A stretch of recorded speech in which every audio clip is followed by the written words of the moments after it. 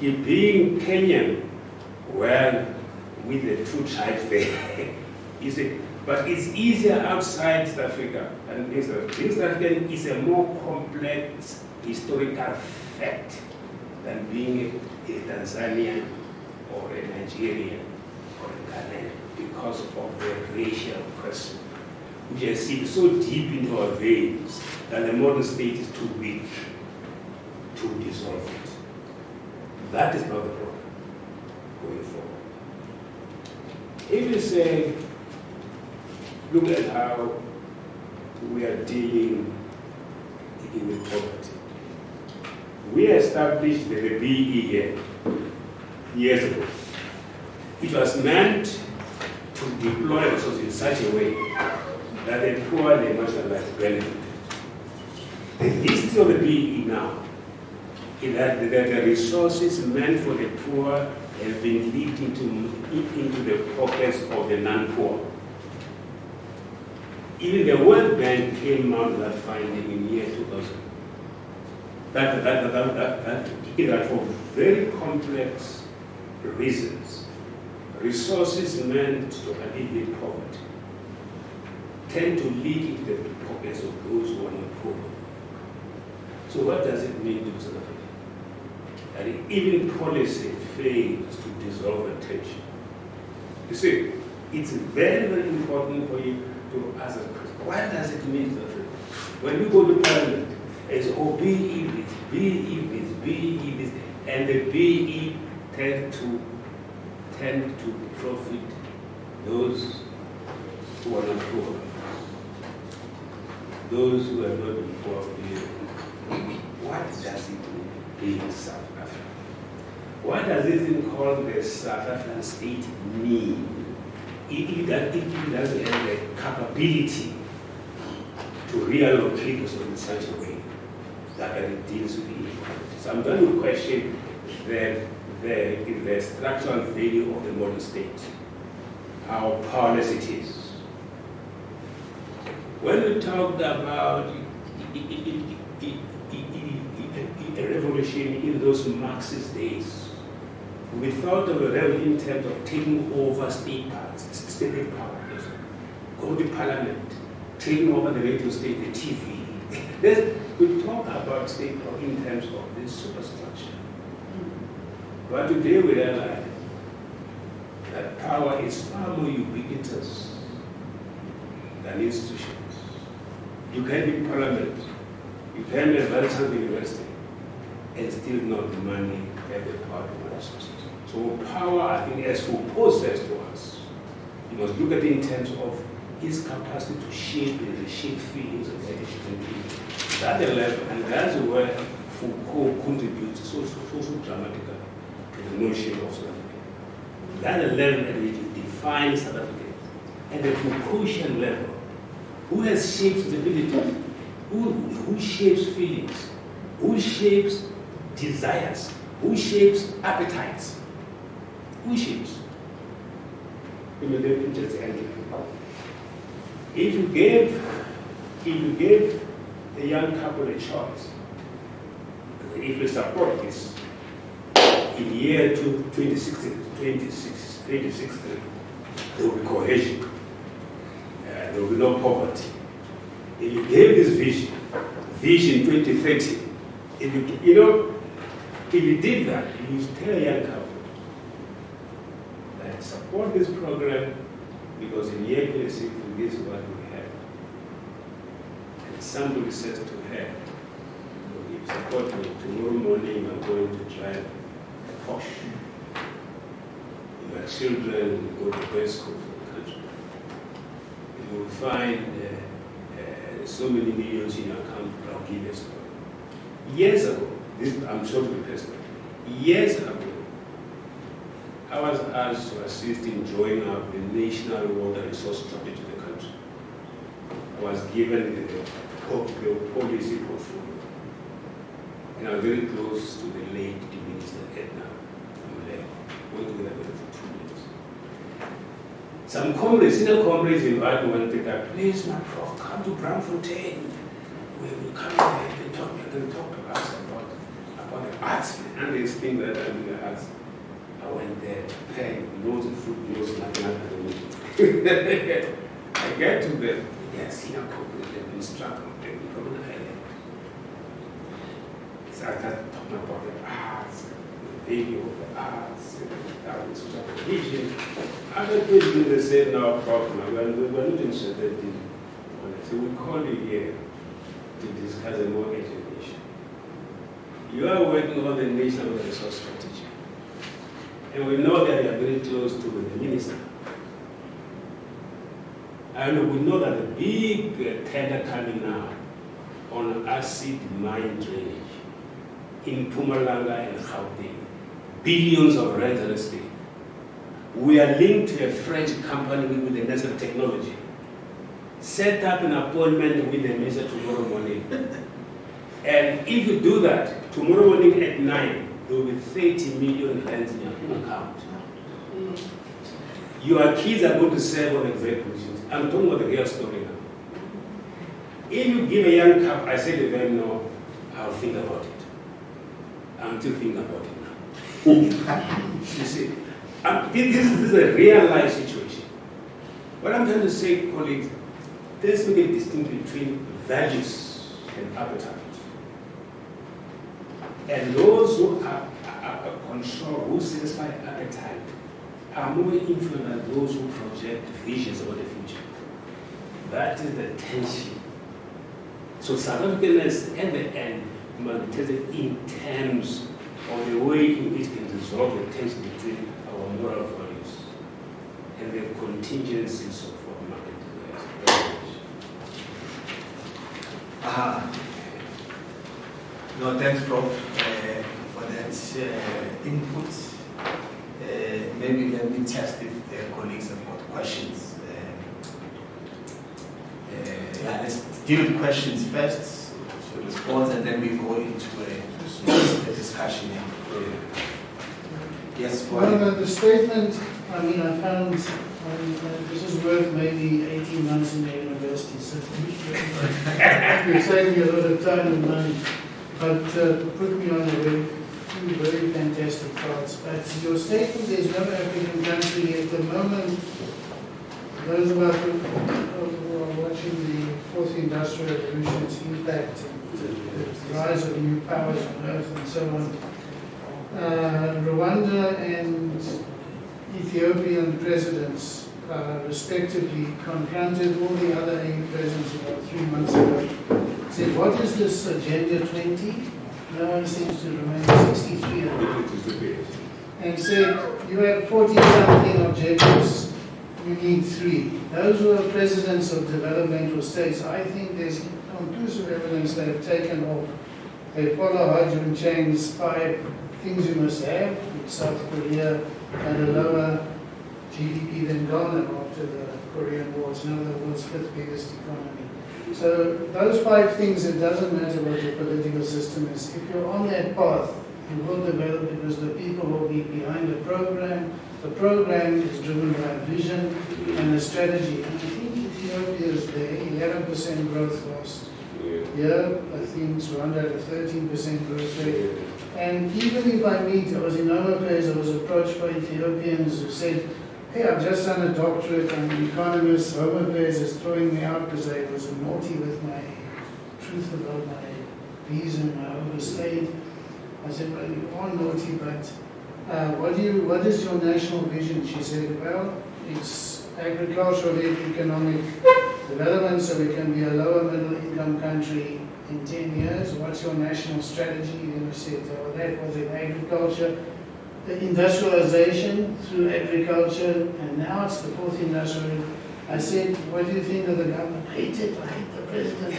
But they all buy into the vision. Yes. They're proud of it. And it's taken off. So I think it's absolutely true. There's no African country that is on this, has this vision. The nature of the vision, the nature of the state is so dynamic now.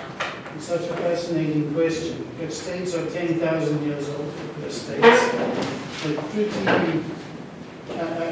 fundamental to the functioning of human society. But is that How will they look? How will they contract with citizens in a digital age or with computers? So I just thought I'd check whether you also think there's something special going on with those two countries and to an extent Tanzania. Yeah, let me just comment here. What I think it's a very complex discourse in the question. What I'm saying is that we must test the strategic value of a strong sense of identity. If you say you are Namibian or you are South African, let us test the value of that identity. Let us test its value in the workplace. Let us test its value in the marketplace. Let us test its value in knowledge environments. If you say to South African is great, how does it augment your capacity to learn? If you say great, does it make you more productive and efficient at work? If you say it's positive, does it give you any market advantage? Those are the three pragmatic questions I'm asking. And I'm saying there's no evidence so far that there's a correlation between a strong sense of identity and capability. We have one of the greatest musicians in the world come from Africa. Yuma Sikila, William McCall, you name them.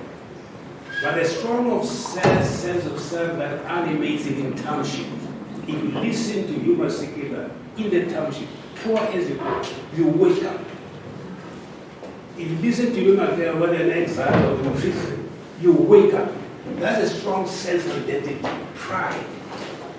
But it is not translated to market advantage. It is not translated to productivity in the workplace. That is the disjuncture. Let's talk about why.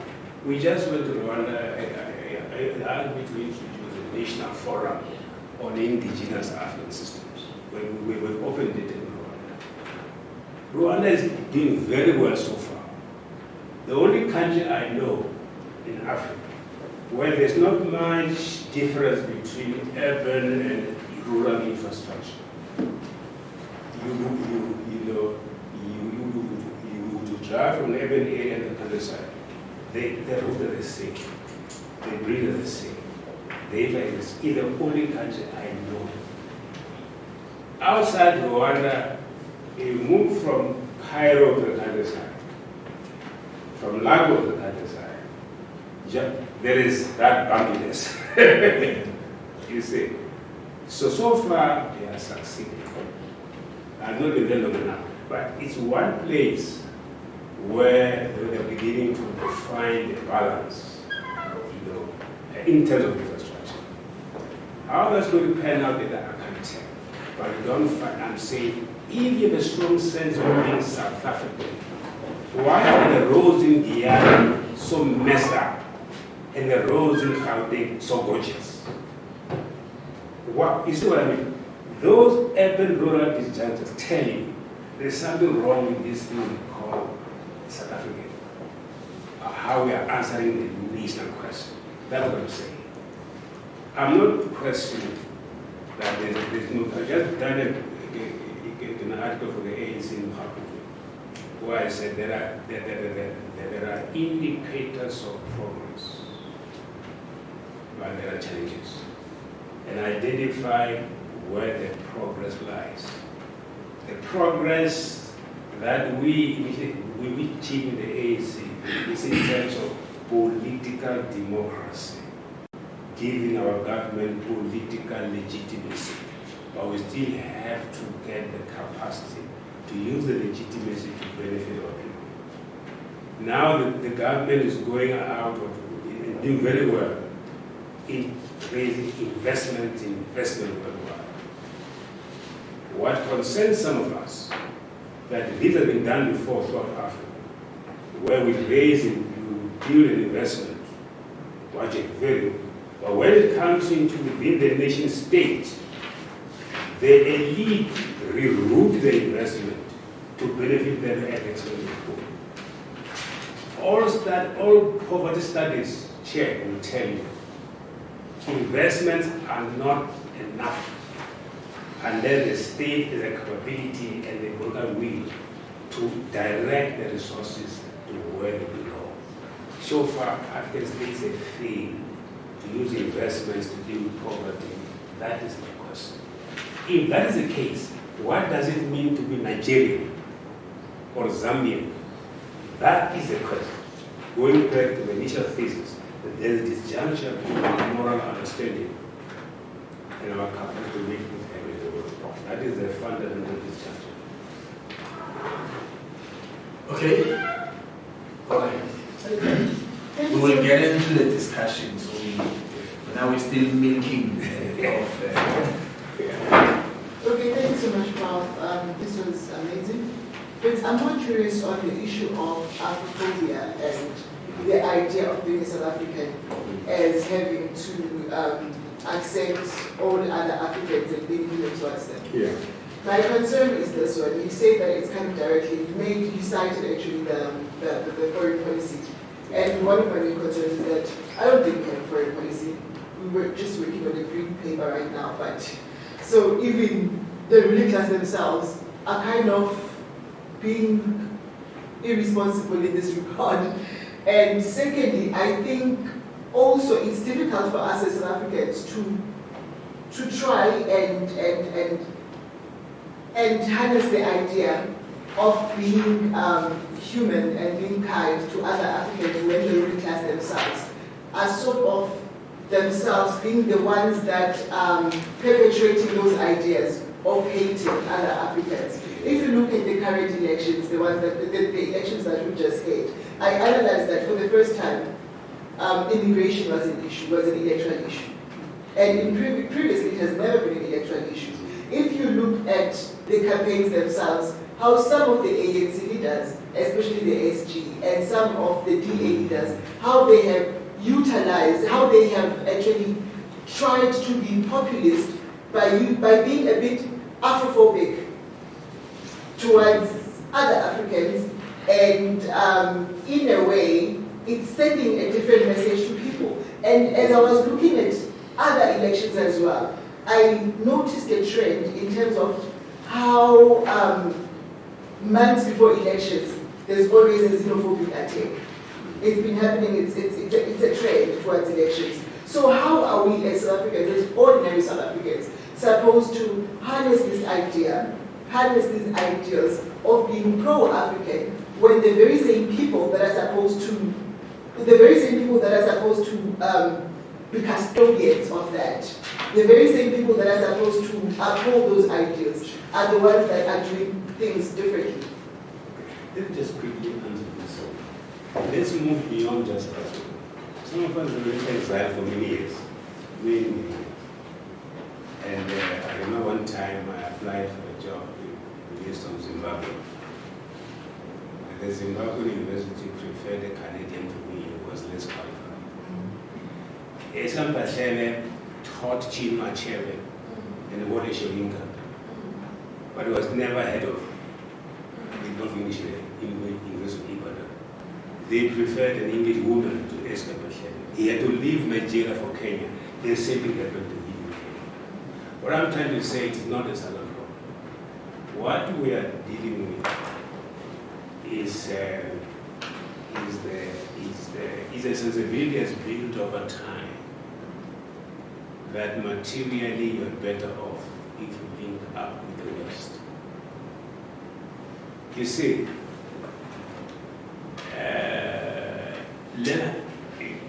Leonard Thompson, years ago, distinguished South African historian, wrote a book where he said, in the history of the world, Africa has never been able to divide the West.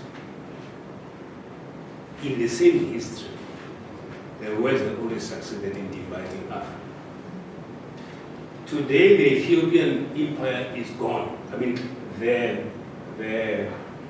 their empire, that empire, is gone. Why did it disintegrate? Because they were able to divide Arabs against each other. If you want to go for a troublesome Arab leader, use people close to him. Whereas Gaddafi, but the West have always been able to divide the Arab world, the Africans against each other. The Arab world and the Africans have been able to divide the West on any major issue. And my reading of this is that the West has a capacity to make things happen in the world. You see, that is important for you to feel. For instance, it's not only South Africans having a problem with other Africans. Other Africans come to this country, quite a number of them who are economic refugees, link up with those who have the power to change their lives. Okay? You see, that is, at the end, is an existential crisis. Don't say they are tribalists or racist. They are trying to survive, and those who have the capability to change their life materially have more influence on them than the vision about equality and cohesion. That is my. At times we are sentimental about cohesion. It so happened that throughout Africa, those who control the economy of the country are the ones who make decisions that affect people's feelings and attitudes, not theories. That is the problem. That is the problem. I'm sorry. Any other questions, colleagues? We'll move into a discussion. So, Prophet basically saying there's a difference between a nation's desire to become something, capability to actually become something. Yes. Yeah. That's what I'm saying. Yeah. Maybe, I mean, in your reading of history, what's the role of individuals in doing so? And I ask this because for some time, we were quoting history, we were quoting in what's happening in China. For some time, they didn't want to talk about individuals. I mean, when they would talk about China Mao and so on, but they didn't want to. And I recall 2 years ago, Mistra did a book on China and civilization. In fact, it didn't end well because the embassy was funding the book. But in the end, they didn't like the fact that in the book there was specific mention of the role of individual actors in the shaping of Chinese great league. And they were uncomfortable with that. So, do you think individuals play a role? Do we need our own mouth, as it were, to reshape the idea of South Africa? Yeah, that is a very complex. But let me suggest a perspective. And I'm asking because some of the colleagues are writing the chapters they are contributing are based on individual actors. I've been, me and my friend DJ, Yeah. we were very good friends. And for some time I would write, to write for the Sunday Independent. And without interested in issues, systems, discourse. And we were focusing on individuals. When you look at the writer, I said to my friend, why is so talk about individuals? Individuals don't make history. And I need to tell him, no, Because I was nice to Jacob so much. yeah, I know. I didn't want to say that. But I say, my friend, because ultimately, those days, I've changed now. I think if you want to understand country, look at how the institutions behave.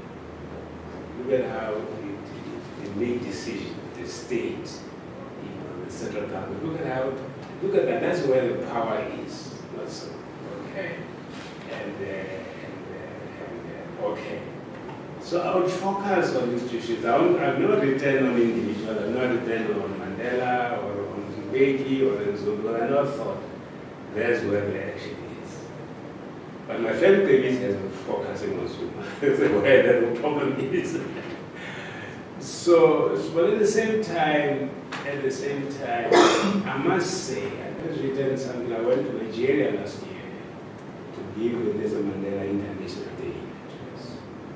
I begin to say, an individual can create an atmosphere, even within the UN, can create a symbolic presence that we can use to make things happen, to agree on something.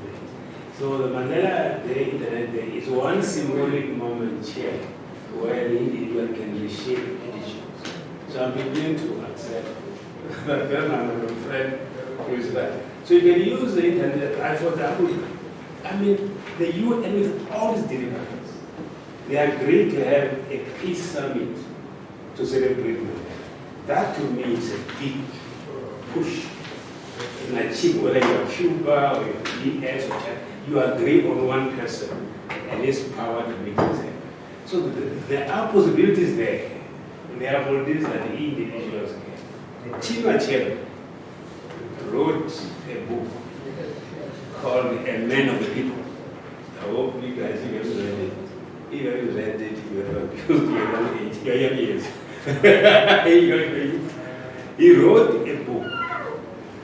He wrote a book called A Man of the People. Oh, Chief, are you here? Late. There's a late and never. Yeah. Let me say, he wrote a book called A Man of the People. In that book, he says, in Africa, there are two types of leaders. There are those who inspire the people to higher and higher power, like Mandela. Always like Nyerere. They inspire people. But there are those who represent the weaknesses of their people. So, and those are very popular. You see, now I don't want to name names, but leadership is very important. I've just done a piece now. I look at my own kids and my own kids. Look at it from that point. The parent, the mother, they are the ones who inaugurate consciousness and feelings very early. So leadership is fundamental. If the mother projects the wrong image, it fabricates a consciousness that will be at conflict society. So leadership, starting from a parent, particularly the mother, there's a study now which basically proves that in Africa, there's a relationship between mothering and performance at school. That mothers who are active on top of the childhood learning process tend to produce most of the kids. There's a relationship there. The absentee mother doesn't produce good kids. There's a strong relationship. Sometimes, if you look at that, individuals matter. Later in life, we came up with the idea of representative democracy. The problem with that, for reasons that no scholarship has proved, has answered, is that the people we send to parliament democratically, when they are in parliament, do things that contradict that mandate. And that's not just as it's true. Why is it that representative democracy is not adequate, is not effective? Why is it? Why is it that we are moving back to mass struggles? Why is it? When we comrades represent us in parliament, as everyone else I agree with you, but let me go back to other anecdotes. when we went into, corruption, big anti-corruption, and my friend here has written a lot about it also, corruption.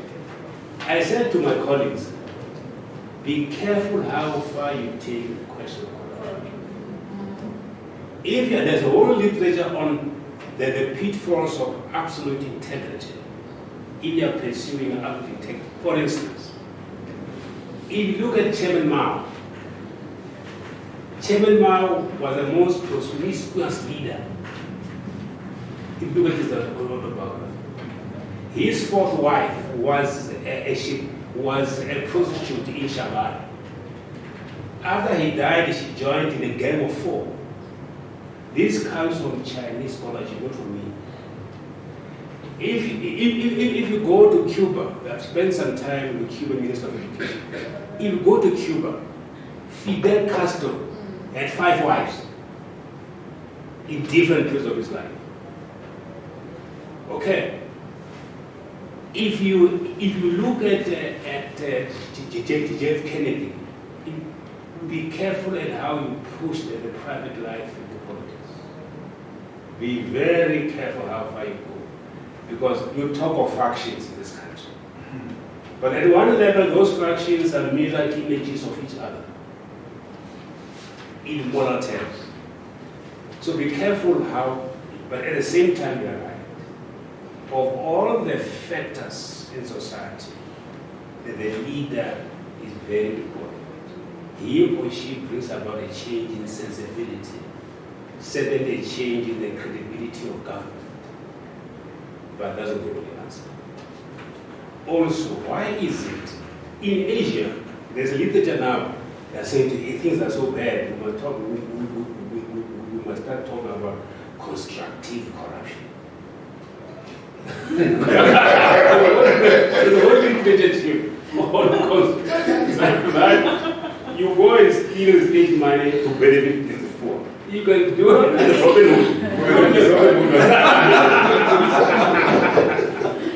So the book I want to suggest a book called Corruption and the Destiny of Asia, where they talk about how they're going to use corruption constructively, but they can't get enough of it. So I think I won't say I want federal, but it's important that as far as we can influence the behavior of our leaders, let's do it. But be careful not to be too idealistic.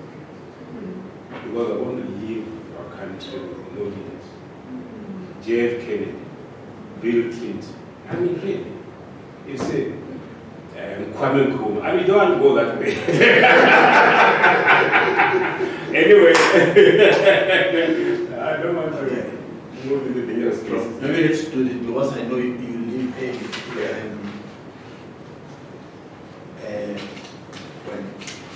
Maybe let's take a tea break, come back, then Prof, you just talk about your charter, and then we can then release you at a time at which you need to cross the road, and then we will continue.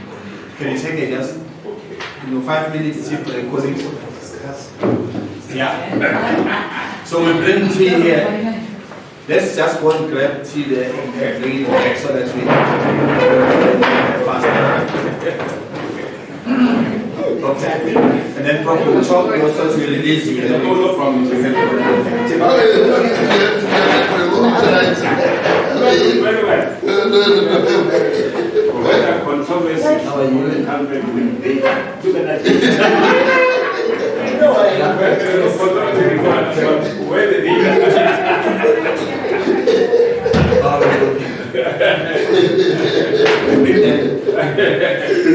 Yeah, not nicely. But I didn't know you're more related than much. Well, I have quite a bit. But don't imagine it. Yeah. It's so weird, right? Because last on Wednesday, I met the robot, and then somebody bounced my mom.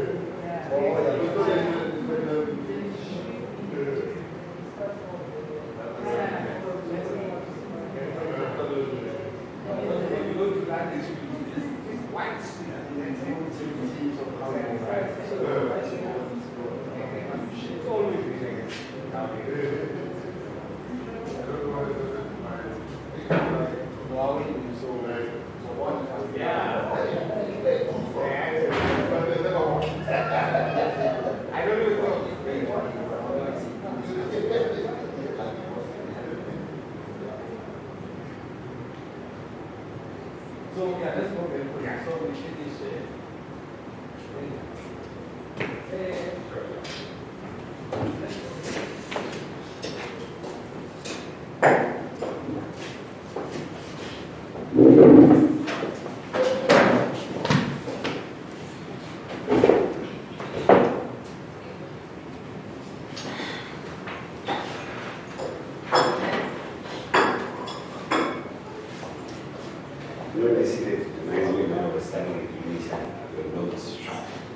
Say that again. In my age, when I was studying at JIAS,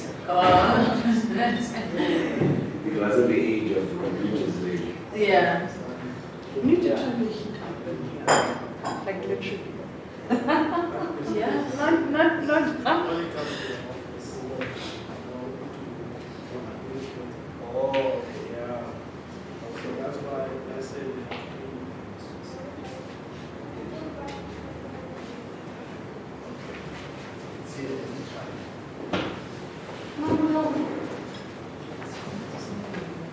I did that old woman's dress to equipment, I did. But it's Warm, not cold. I'm going to stop. Steady too much. Oh, that's hot. Yes, No, let's look at this. And the next volume is on what? Say, but you just take the fallen chapters. No, I think we'll take it forward and look at the gaps and Got to right. okay. What is the agriculture? Agriculture check on the land coast. No, that's not me. Someone mentioned this. Maybe sitting next to you. He's right here on the right. On the right. The one on the right. There's someone over the radio who won some prize in sorry. something in England.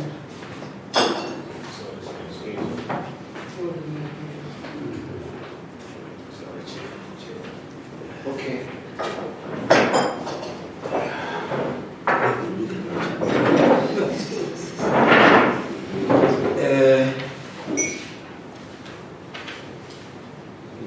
Colleagues, as I indicated,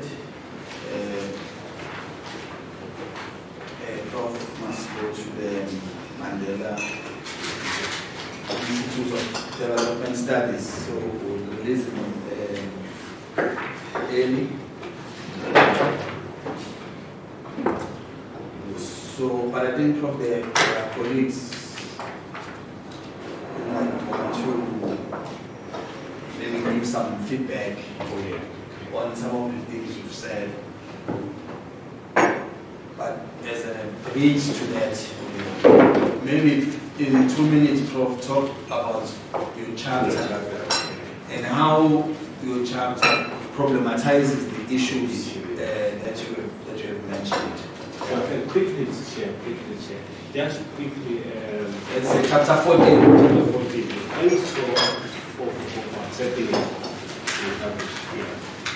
The first thing I'm trying to do is we had last year we attended the AEC, just before the AEC colloquium. I was asked to attend, and we listened very carefully to comrades, years, to right land experts, WC, quite a number of very distinguished experts. We went through the history of the land question in the ANC, how they were teaching the question, and everything in their lives. There are two things that we have to deal with. You can use the question of origins, that this piece of land belongs to the original owners of this place. You can use that, and that discourse is very strong. It has to do with origins. It has to do with a sense of ownership and belonging. It is very deep-seated in our politics, in our culture. And that sense of belonging extends beyond death. Okay. So I think it's a very important item, and that is where we are now. I chair the commission on rapid land release. The problem with that, quickly, the problem is that we don't have an authoritative text on origins. every version of origins produces counter versions. I don't think there's any single text that I have looked at where everyone agrees that this interpretation of historical origin is conclusive.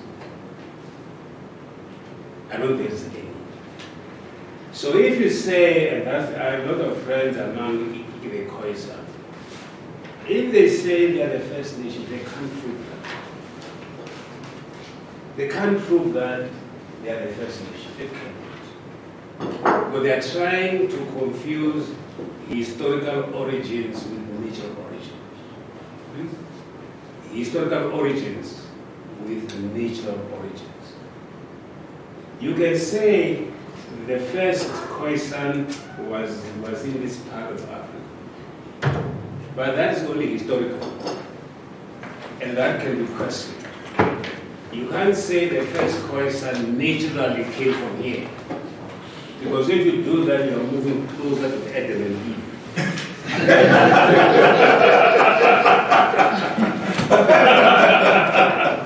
You see, and if you're not careful, you are all going very close to move very close to Charles Darwin. Like you one time an elephant and an ape and then, you know.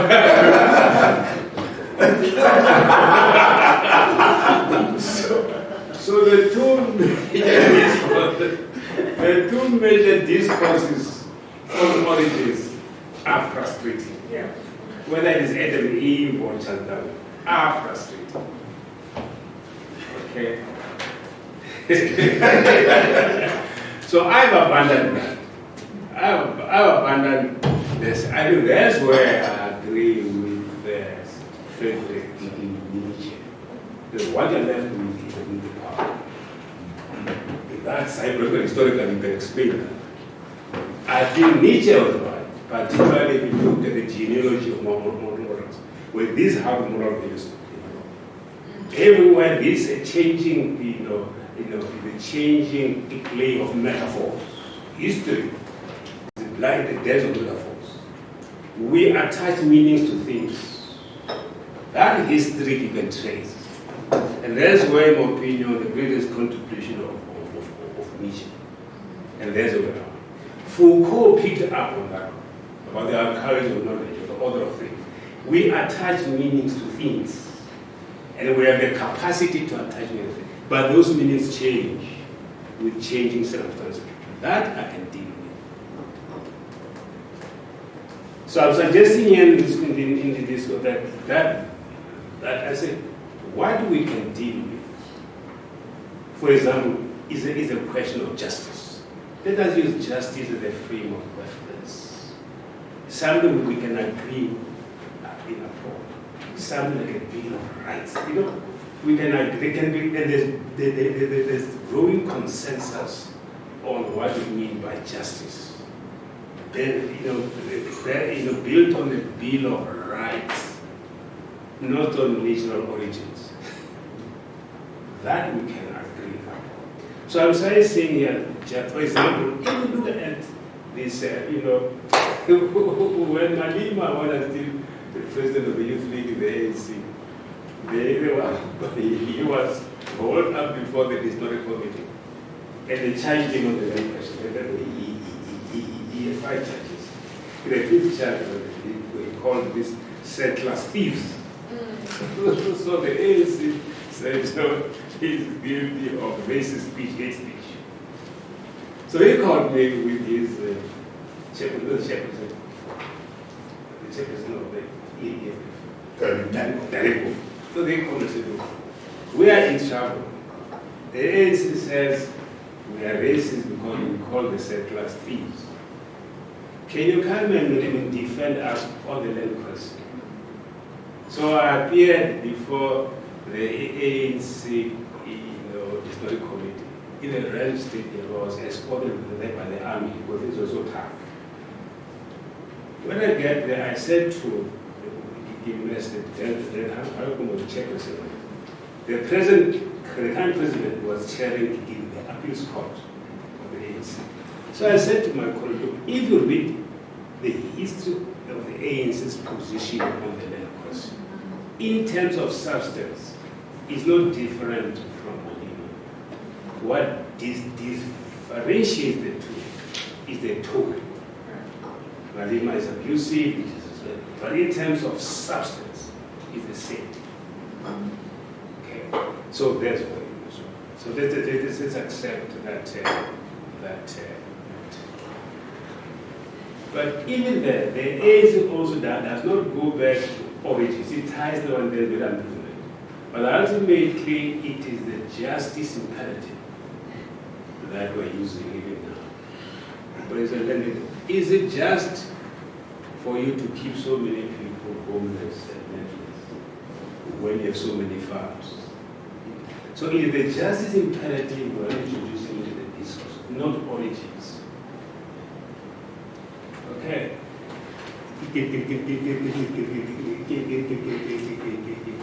That's what, for instance, the Africans have been with us here for 4 centuries. Is the current generation of Africans guilty when they were born into these farms?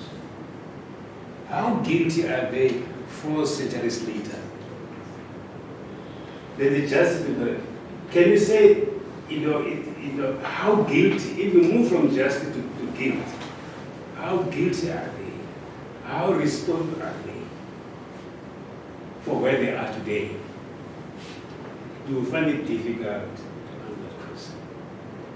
But you can say pragmatically, given the history that we have, now, 4 centuries later, how just it is that you have 5 large farms and so many people are in the homes.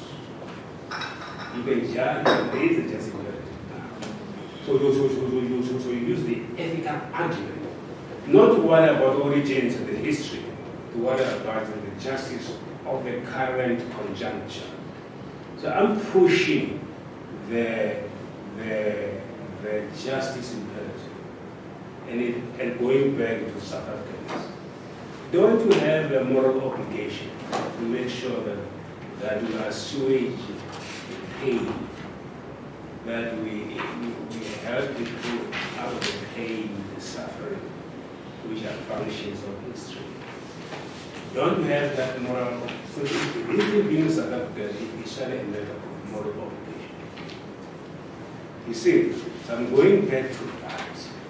Let us use, if you use that, I think even the courts will listen to it. And you will go to court, and there is sufficient consensus to back it up.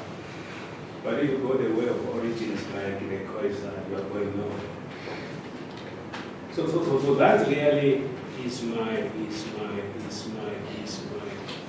And then let us look at expropriation.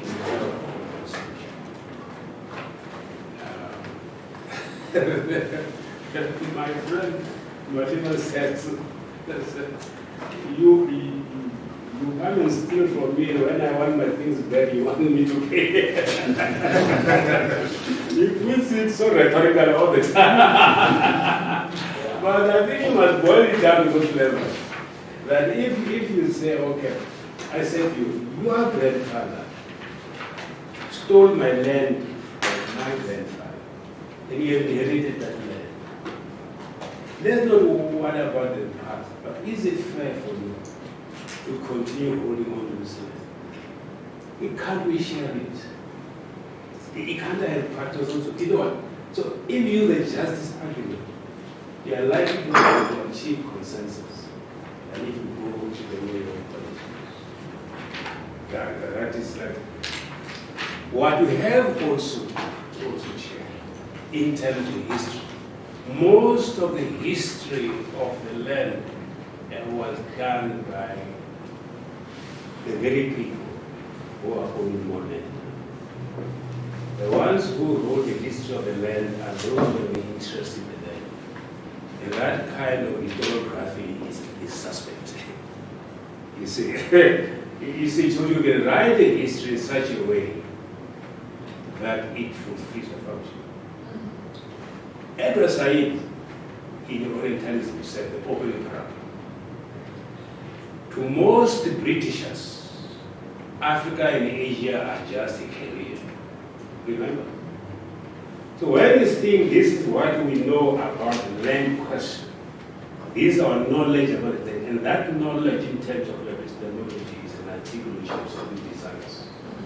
So you can't trust the scholarship. You can't.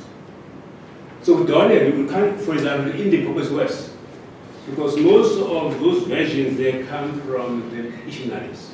They wrote and rewrote the history of the Zulus, the history of the Tonga, the history of, so even that historiography, even that epistemology, as Habermas would say, is an articulation of human interests. So no scholarship is objective. No scholarship has a logic of its own. What gives it coherence is the direction of desire which it has to fulfill. Whereas I think Habermas right. So that's why I'm saying, let's not go back to that. Knowing what we know about what it means to live together, that we know, and we can agree on how to live together from today. So, and the way of living is to agree on a constitutional order, to agree on a bill of rights. We can agree on that, but we never agree on origin. We can't. Okay, I'm sorry. Okay, colleagues, Prof is going to leave, so there might be colleagues who want to, pick a bone with what he has said. Many bones. Yeah. And that's the way, I suppose, in the comments you made, the Prof will record those, because also he will then go and then update his chapter. Yeah, absolutely. Yeah. Okay, so let me move in that direction so we can start. Yeah, rather than go to. Prof, yes. I'm also, I did a bit of history. So I'm just looking at this and I really appreciate what you said, the question of justice, moral obligation is the path to go. I also want to go to our politician, Mr. Malema. Who relates it to economics, right? And white privilege, okay. So you say question of justice, so there's a moral obligation to return at least 4 to 5 farms. Yes. Just morally, yes. Not being to That's what all origins, yes. But then we look at the process, or we look at the systematic approach of apartheid. There was no moral obligation. Of course. Yeah. People just felt that it was a natural system. This is a comment I want to make. So do you think that there's going to be any binding on anybody's conscience when we suffered this suppression, or I'm just using very soft words, for so many years? And right now you come and you say, it's economics now, I must give away 4 of my farms. Let me take all of the comments. I wanted to comment and then I think there are basic conceptual issues we need to sort out here. Because I've listened quite carefully to what we had to say. Maybe we should start with the preamble of the Constitution, because it says something quite interesting. It says Africa belongs to all who live in it. It doesn't say Africa belongs to citizens. It's quite an extraordinary expression, because we understand that expression to means Africa belongs to all who live in it, talking about South Africans. But the Constitution says Africa belongs to all who live in it, united in our diversity. Now, then to go to the conceptual problem, which I think actually is at the heart of the book project itself. So, what is the main issue that the book is trying to address? You can frame it as questions. I mean, you could ask the question, who does Africa belong to? And the contestation could be over who does Africa belong to, which is a separate question from the question of identity, whether those to whom South Africa belong consider themselves to be South African. That is an identity issue.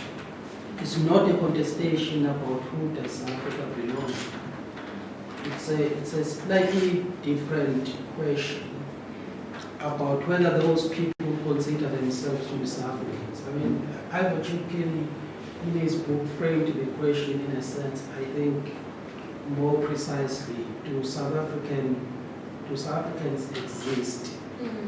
That was an identity question in a sense. Because by law, I mean, if you are to restrict citizenship as a legal status, it is quite easy to answer the question whether South Africans exist or not. Because you could say, well, those who are South Africans are those who are considered to be South African citizens, period. And so the question that the professor poses, what does it mean to be Nigerian? If you use the legal definition, what it means to be Nigerian, I mean, Nigerian is that person who holds a Nigerian citizenship, full stop. But my suspicion, that is not the question that is at the core of the book. You take it for granted that, in a sense, South Africans exist as in a legal sense. I mean, because we know who South Africans are in the legal sense. We're asking a different question beyond the issue of a legal status. What does it mean to be South African? Which is partly an identity issue, but perhaps partly a redistribution or distributional issue. In which case, where we could say everybody has African citizenship, but do they share in the resources that South Africa has? Which I suspect then, Professor, goes to the issue of justice that you are talking about. But it seems to me that there are these conceptual problems that we need to clarify about what we are trying to get at. I mean, if you look at the book chapters, at least the outline, this conceptual issue comes home. I mean, there are people who are writing about the development of South Africa as we know it. I suppose it's a modern South African state. I mean, there's a reason why they are talking about South African modernity. There are people who are dealing with the identity issue, which is a separate issue to me. But then there are people who are dealing, for instance, what the professor called Afrophobia.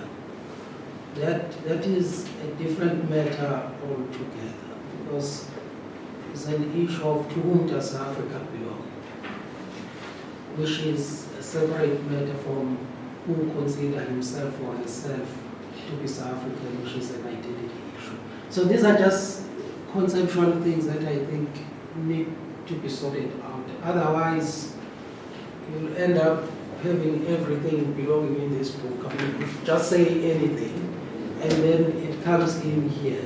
So you end up with a book project without any focus. Because I can come with my own separate project, because there is no central organizing idea at the center of the book. It is quite evident, I mean, listening to the professor, that he's straddling different ideas. At one point, he's talking about identity issues. At the other point, he's talking about who does Africa belong to. He's talking about distributional issues. And my sense is that the reason why he's going all over the place is because I think there is no clarity. What does this contestation over? What is it over? Is it over the question of who is a South African, or is it over who does South Africa belong to? Which is a slightly different question. Because there may be people who say, actually, you may think you're a South African, but actually this country does not belong to you. By law, the law may say you're a South African, but actually you shouldn't be South African. This country and its resources does not belong to you, despite the fact that by law, the country says you're a citizen. So that is a different issue. It is unlike the question that people are asking all the time. And I've seen it on Facebook, they say when India plays Africa in the Cricket World Cup, who do Indian South Africans support? Now, that's a very interesting question because there are fundamental assumptions about their own loyalties. They may be South African, but the assumption beyond the question is that their loyalties are with another country where their ancestors ages ago came from. But let's take it a step further on the loyalty issue.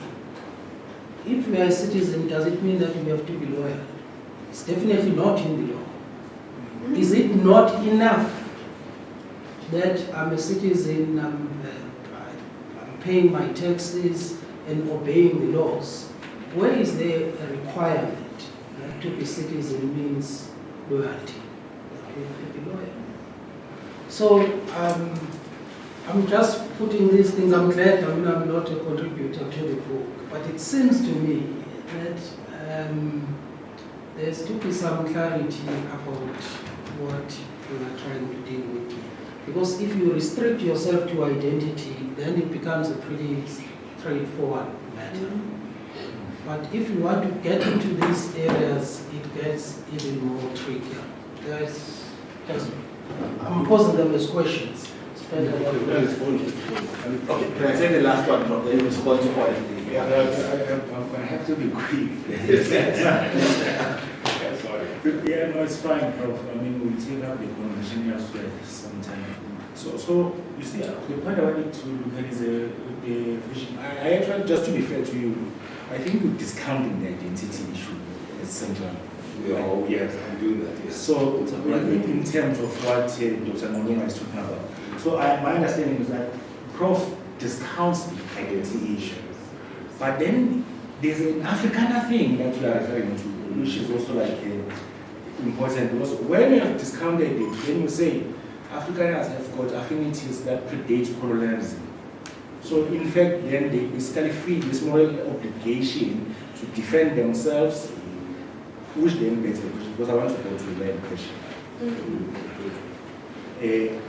You see, we could talk justice, and we are moving away from the concept of historical claim. Yeah. So, which means that we can't say that the people's historical claim is on the basis of origins or is on the basis of history.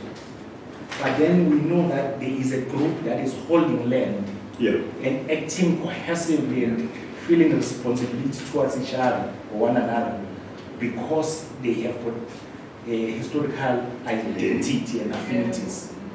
So I wanted to flag that a bit, maybe like just another small issue.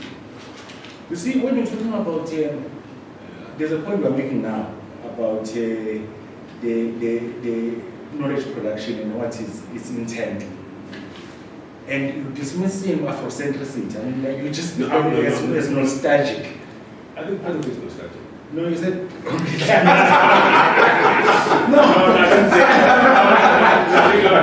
No, I just want to see, like the point I wanted to raise in relation to this is, you know, like there's a woke generation, this youth of today, that take like pride from the, like Afrocentricity tells them that there are people with civilizing mission before colonialism. Yes.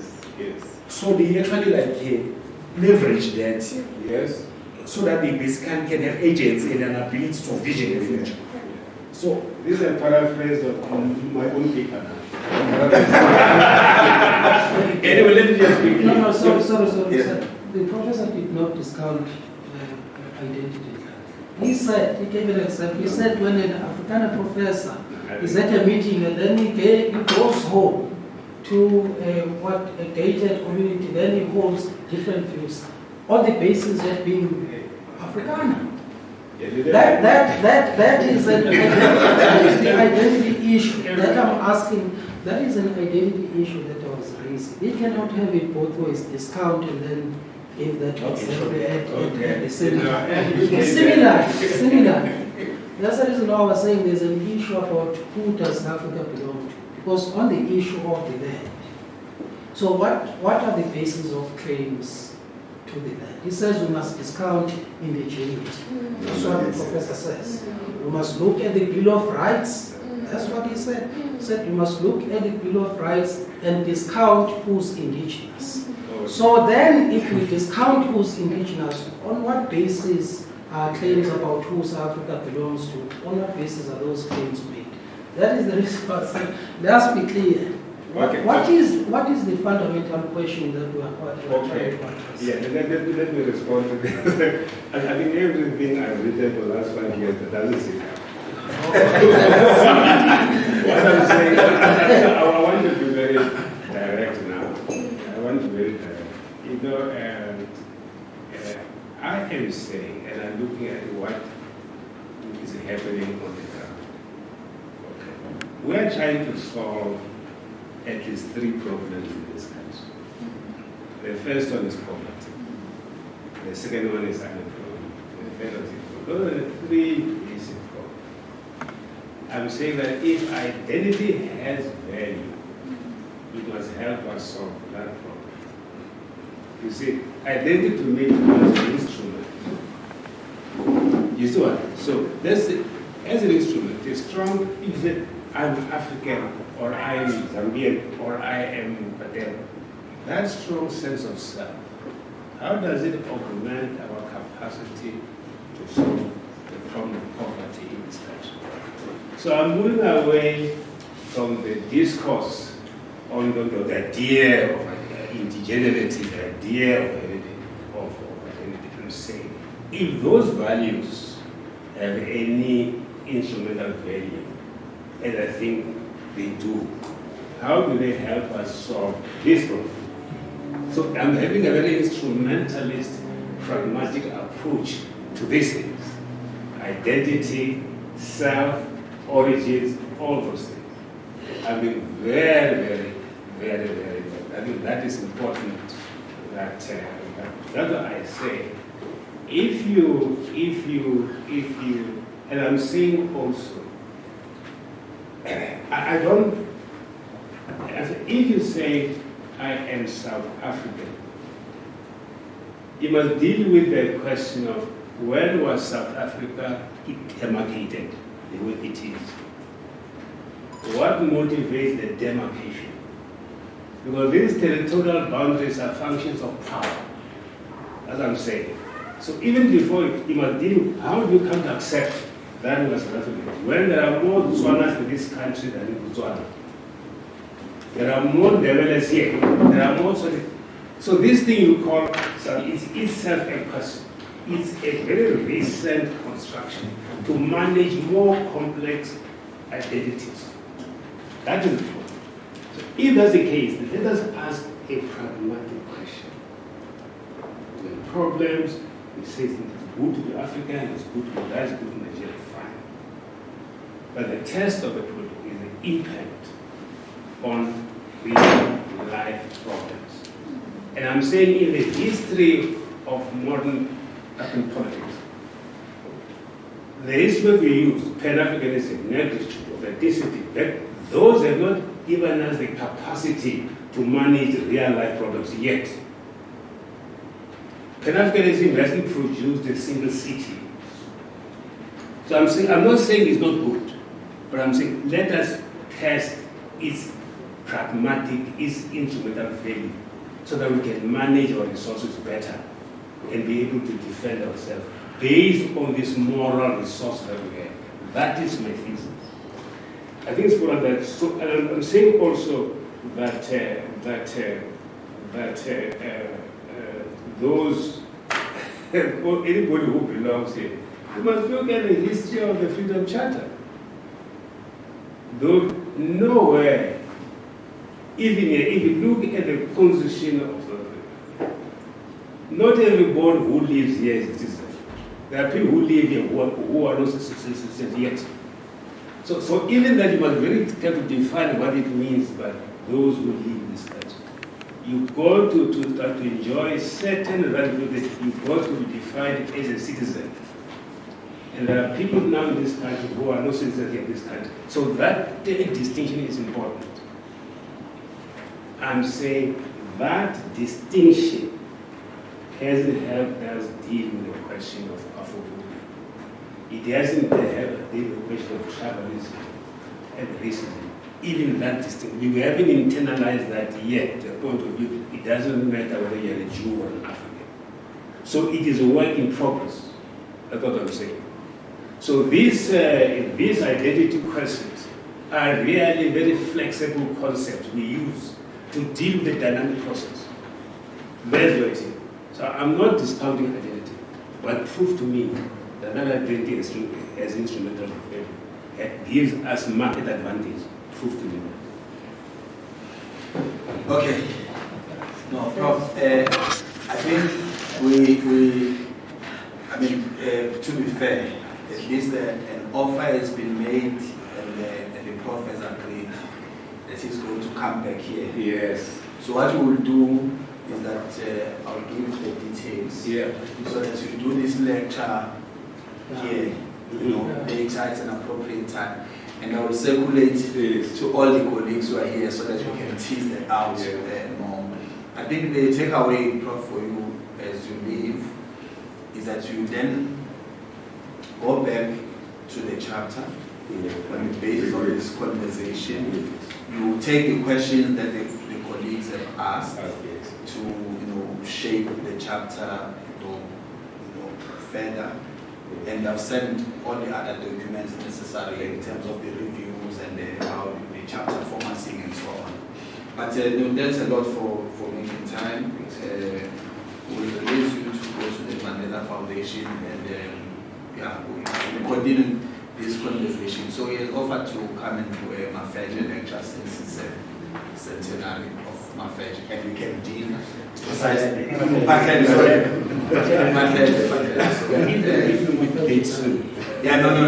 will arrange you'll arrange the dates and I will circulate it to all the colleagues and we'll take this question, this identity conversation further.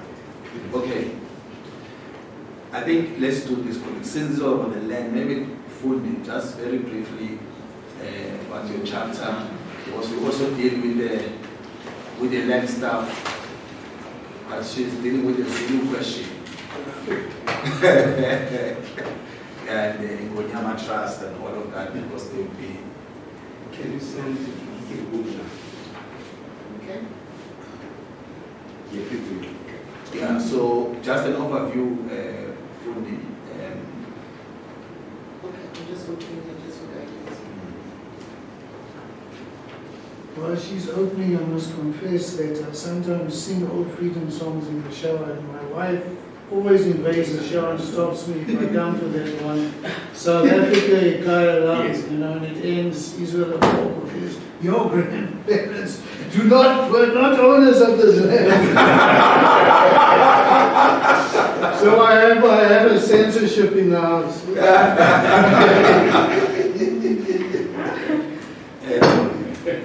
I think I deleted it by mistake in the table of contents. No, go ahead, yeah. Okay, the chapter is about theorizing ethnic nationalism within the KZN legislative debate. Okay. Chapter. He has deleted. Deleted. Oh. Sorry. Just repeat the title for the. Just repeat the title. It's theorizing ethnic nationalism within the KZN taken debate. What I had looked at was what inspired me actually for this chapter, for what I wrote about here, was that when I was doing, when I was studying more about electoral behavior, I noticed that most scholars would discuss ethnic nationalism as something that influences voter behavior, and they've never located it anywhere else. To them, it's as if it influences political decision making, and they could never see it anyway. And I looked at Lawrence Piper, who has written much more on it than I think than anyone in the country. And in terms of Zulu nationalism, I found him to say that after the democratic dispensation, then Zulu nationalism ceased to exist. So what I was doing with this chapter, I was challenging that because I was locating Zulu nationalism within the current land debate. I was seeing certain aspects of Zulu nationalism in the current land debate, especially given the report from the Parliament's high-level panel. So I was basically responding to that and locating certain aspects of nationalism in terms of the traditional leaders' responses towards the report by the Mukande panel.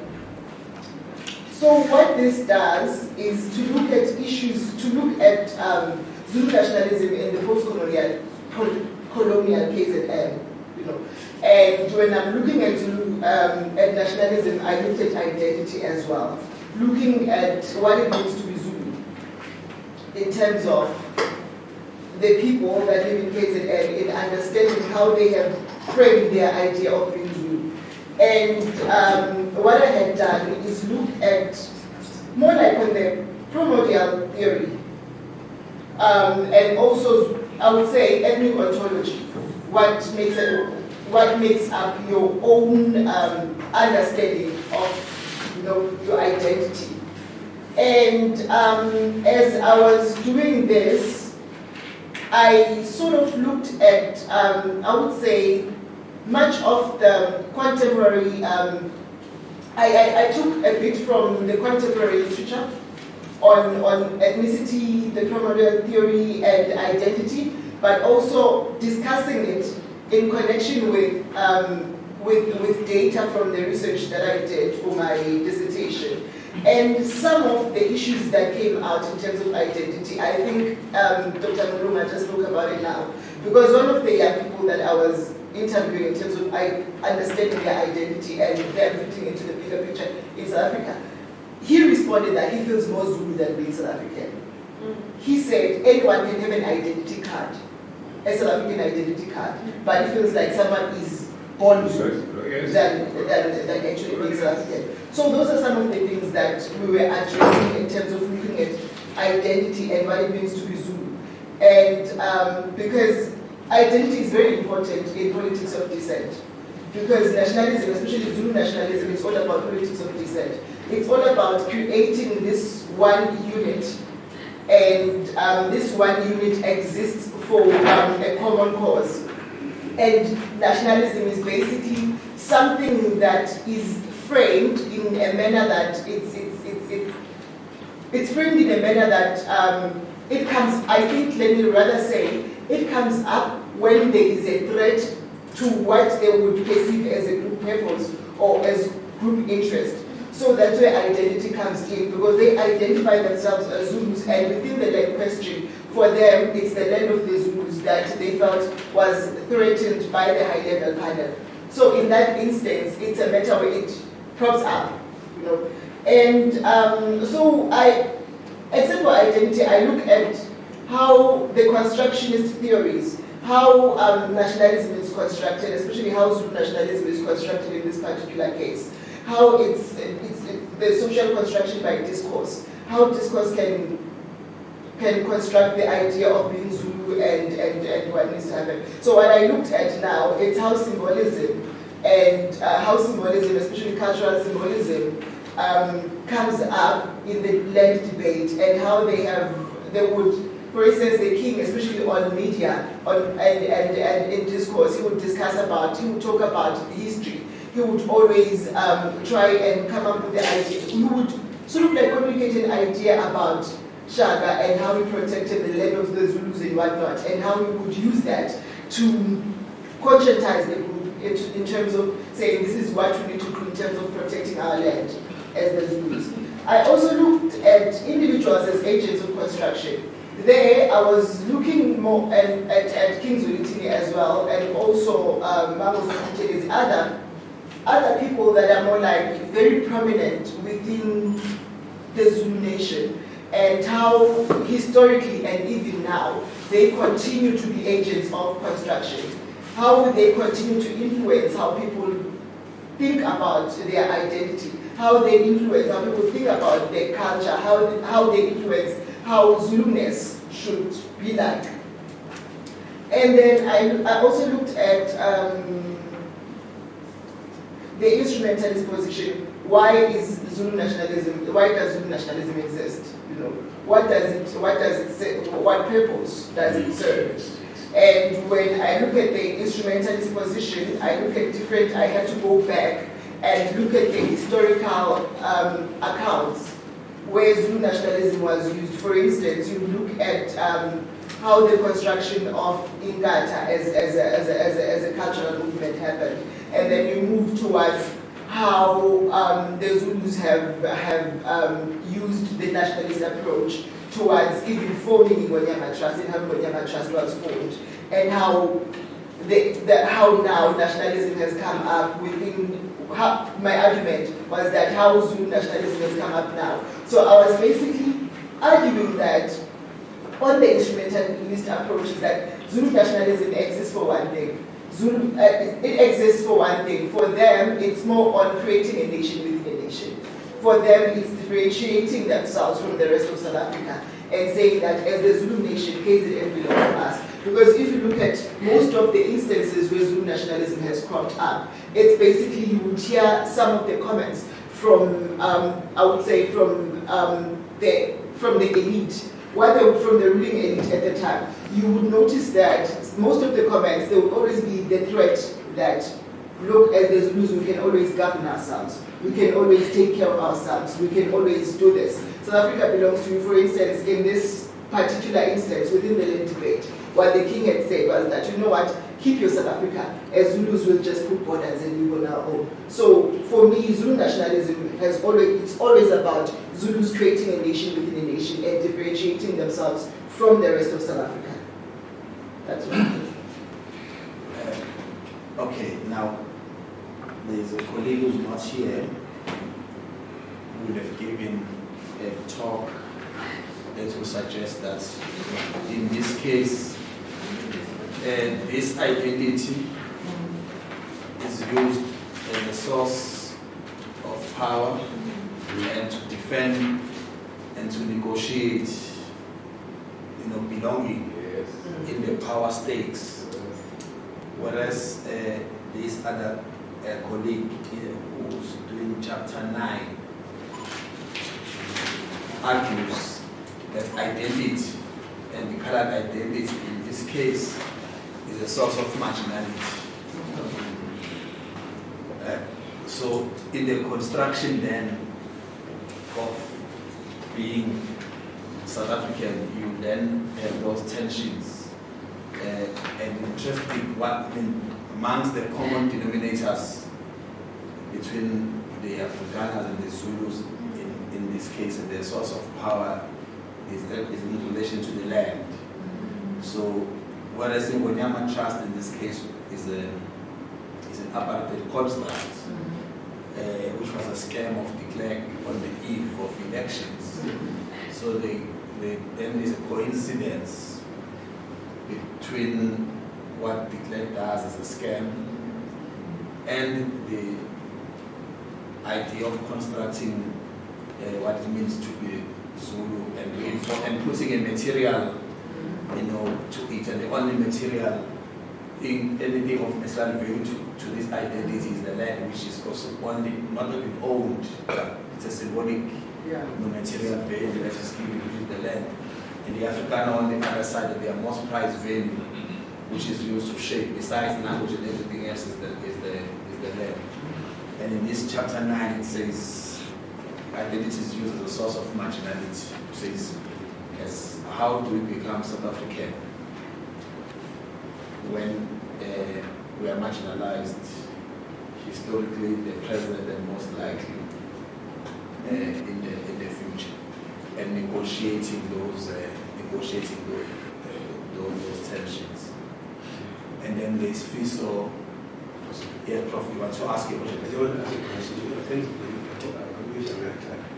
As you're talking, we must also look at how that question is being asked, say, in Eastern Europe, the ethnic question. And I think the way back to my pragmatic approach is that if, say, there's certain attributes that's associated with being Zulu, okay, I would ask the question, what does it do for the Republic that have a very strong sense of nationalism. How does it assist the Republic to solve the public problems? You see what I mean? So that whatever occurs within the state framework must empower the state to solve its problems. I think that is very important, because if you don't do that, you're going to go back to ethnic cleansing. You see, for instance, if you look, we just done a study, if you look at the allocation of resources in this country, let's say on the public social commission, you find a comrade becoming a DG. In 80 months, 60% of the resources there go to his ethnic community. Professor Callahan of UCT did a study of this called The Anatomy of Power in Africa. If you find a minister, he has his budget. In no time, 18 months later, 60% of the budget goes to his ethnic community. That raises the national question very concretely. You see, there's nothing wrong in being Sutu or Tswana or Tsonga or Zulu. But in a republic which accommodates so many identities, how do you allocate resources in a way that is justified? So, for me, the justice question comes back. You can't say don't be Zulu. You can't say that. You can't say don't be Sutu. But you can say, now that they're using all our tax money, how do you use it in such a way that the fiscus benefits everybody, not just Zulus or Tsongas? That is, to me, the pragmatic question. Nobody can say don't be Zulu nation. Fine. But tell us, now that you're going to use our tax money, how are you going to use the fiscus to benefit everybody? Because they are not only Zulus in KZN. Okay? To me, that is the pragmatic, that is the utility question that I'm posing to. I think you must follow. You are dealing with the MLA question. Let me just chip in. Okay. I don't know what value it adds, but in 1995, preparing for Census 96, we were faced with a vexed question of ethnicity in the census. Yes. All previous censuses had this ethnic question, and so on. Yes.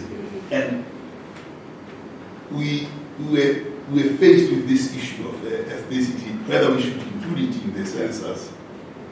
And knowing what censuses have done in Nigeria, also in Kenya more recently, the question of ethnicity worried us quite a lot, so that we could make some pragmatic decisions. And what is coming up again and again, of course, the one of race, we have to say, well, it has to be there, because we need to understand. But as we navigated the difficult question of race, particularly black, white, Indian, and colored. And initially we were talking about Africa. And the African question became very difficult because white said we are African. And then you will see an inconsistent texture in the census that says black African. Which is and it was just, so when you start looking at this whole thing of black African, you don't know whether you are defining nationality, ethnicity, race. It's a concoction of things that we actually have emerged with. But funny, the statistics give us proportionately what is usually expected in the different race groups. So now, with the emergence of the opening of borders, you have people, Ethiopians, Bangladeshi, and we have this classification of Indian Asian. The numbers have increased, And what people have done there is to include the Ethiopians as Asians because they see that they look at them, they look like Indians. So it's it's quite well, not only interesting from a point of view of interesting.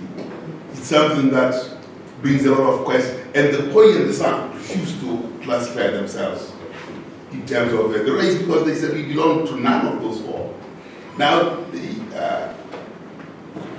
they have brought that issue forward, and the next census, that the statistician is bound to go back to the race issue.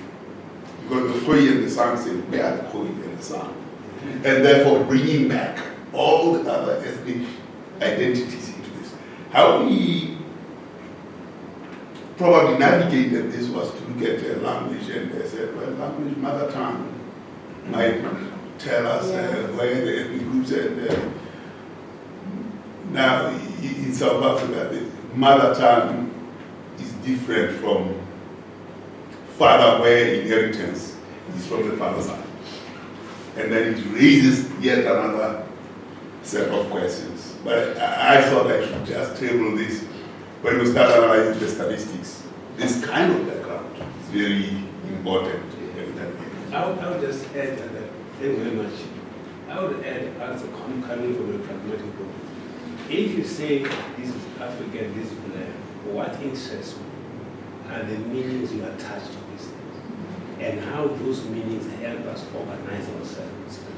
That's the pragmatic question. Now, when we ended, now because I was writing about something in the earlier question. So at the next census, then, because the census counts everyone in the borders of South Africa. So you will then have an increase. If you use language as a proxy, you will then, without any significant changes in facility rates, you will have then the ballooning of those who use the as a language to identify because of migration, which is where her chapter comes in. Okay, let's go. You want to just briefly, in a few lines, tell us about yours and how it links up?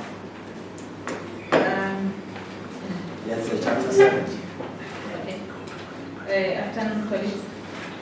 So my chapter basically comes from my PhD thesis, which broadly analyzed the interrelationship between the very identity and the construction of post-apartheid South African national identity,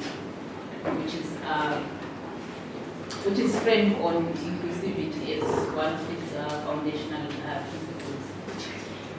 But in this chapter, I am specifically examining ethnicity and the concomitant politics of belonging to South Africa through a case study of the Ndebele-speaking people who have this very strong material culture that is very distinctive as a marker of their identity. So I try to elaborate on the various transformations the very identity has passed through the years, trying to demonstrate that ethnic identity is a continuous formulation, sifting through the grids of historical forces, that is both internal and external.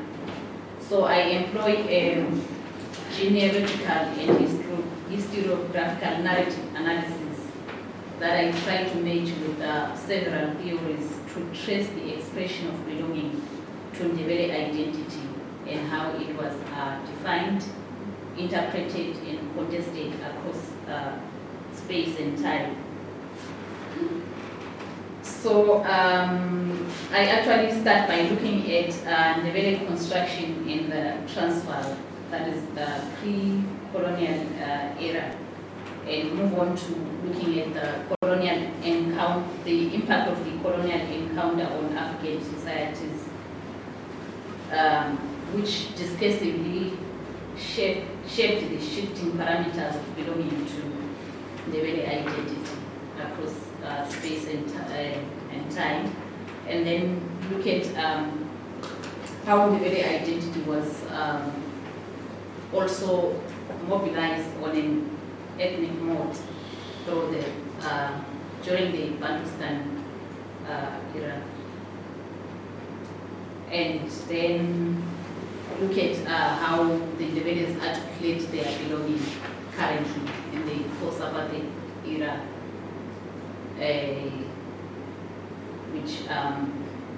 which actually frames inclusivity as one of its foundational principles. That's my contribution. And so in the end, you conclude what? That history will shape the collective idea of South Africa.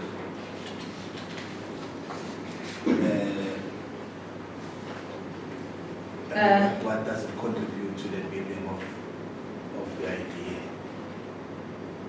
I conclude that consciousness of belonging to Ndebele identity has been shaped by changing power dynamics that is of a combination of external and internal factors, but its peculiarity as an ethnic identity was significantly shaped by the Afghanistan politics.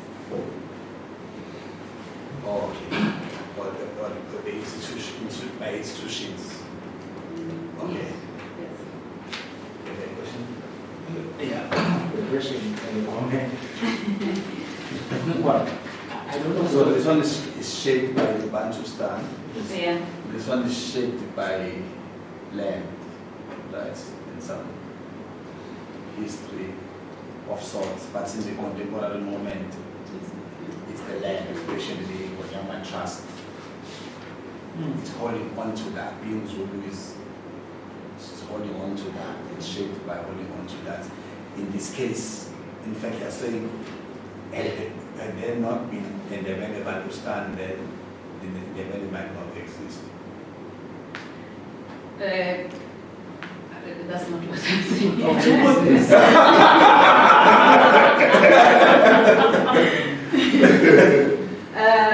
They would have existed, but a distinctive expression of belonging to Ndebele as an ethnic identity was significantly shaped by that moment. But the expression has remained relevant as a significant form of identification in a way that bears testimony to the imprint of how the history of Bantustan continue to shape contemporary politics. Okay, so yes, the Bantustan is an important also. You have a question? Yes. I'm taking it. You see, for instance, space. I'm Zulu, she's Zulu, right? Yeah. I'm Zulu, she's in the bed. Yeah. I can't marry her. We actually share. See, if she's no, it's a very important thing because we share even is Tagazel. Yeah. So if I introduce myself to her family in Zimbabwe, they call me family, and we are, in fact. Now here is the thing. This looking at it from a Bantustan and then the Transvaal focus. Because you see, I don't know, you're saying this, you start from like way back, which basically, in fact, me and you speak a language that is closer to each other than the Ndebele in South Africa. Yes. Yeah. You get me? So the Ndebelers are speaking some language that some you may not even understand, but I speak in Zulu and we understand each other more. So some of these things that I'm talking about, like identities, like why focus on the Bantustan of one Ndebele when the real historical pre-colonial affinities binds us together as the Zulu and the so-called Ndebele? Because there's a lot of Ndebelers in Zimbabwe, but they are not the Ndebele which are similar to South Africa. We know the evolution, but when they left with Mzlegas, they passed all these places where they settled there in the Transvaal and so on. But the truth is that when you settle, that's why Mugabe keeps on calling you Zulus. No, Mugabe does, because they also go back to South Africa. Yeah. So I'm saying that the question is why would you focus on the Transvaal, Kwandebele, Bantustan, when your population seems to be more related to this big group that she's talking about, the WASP.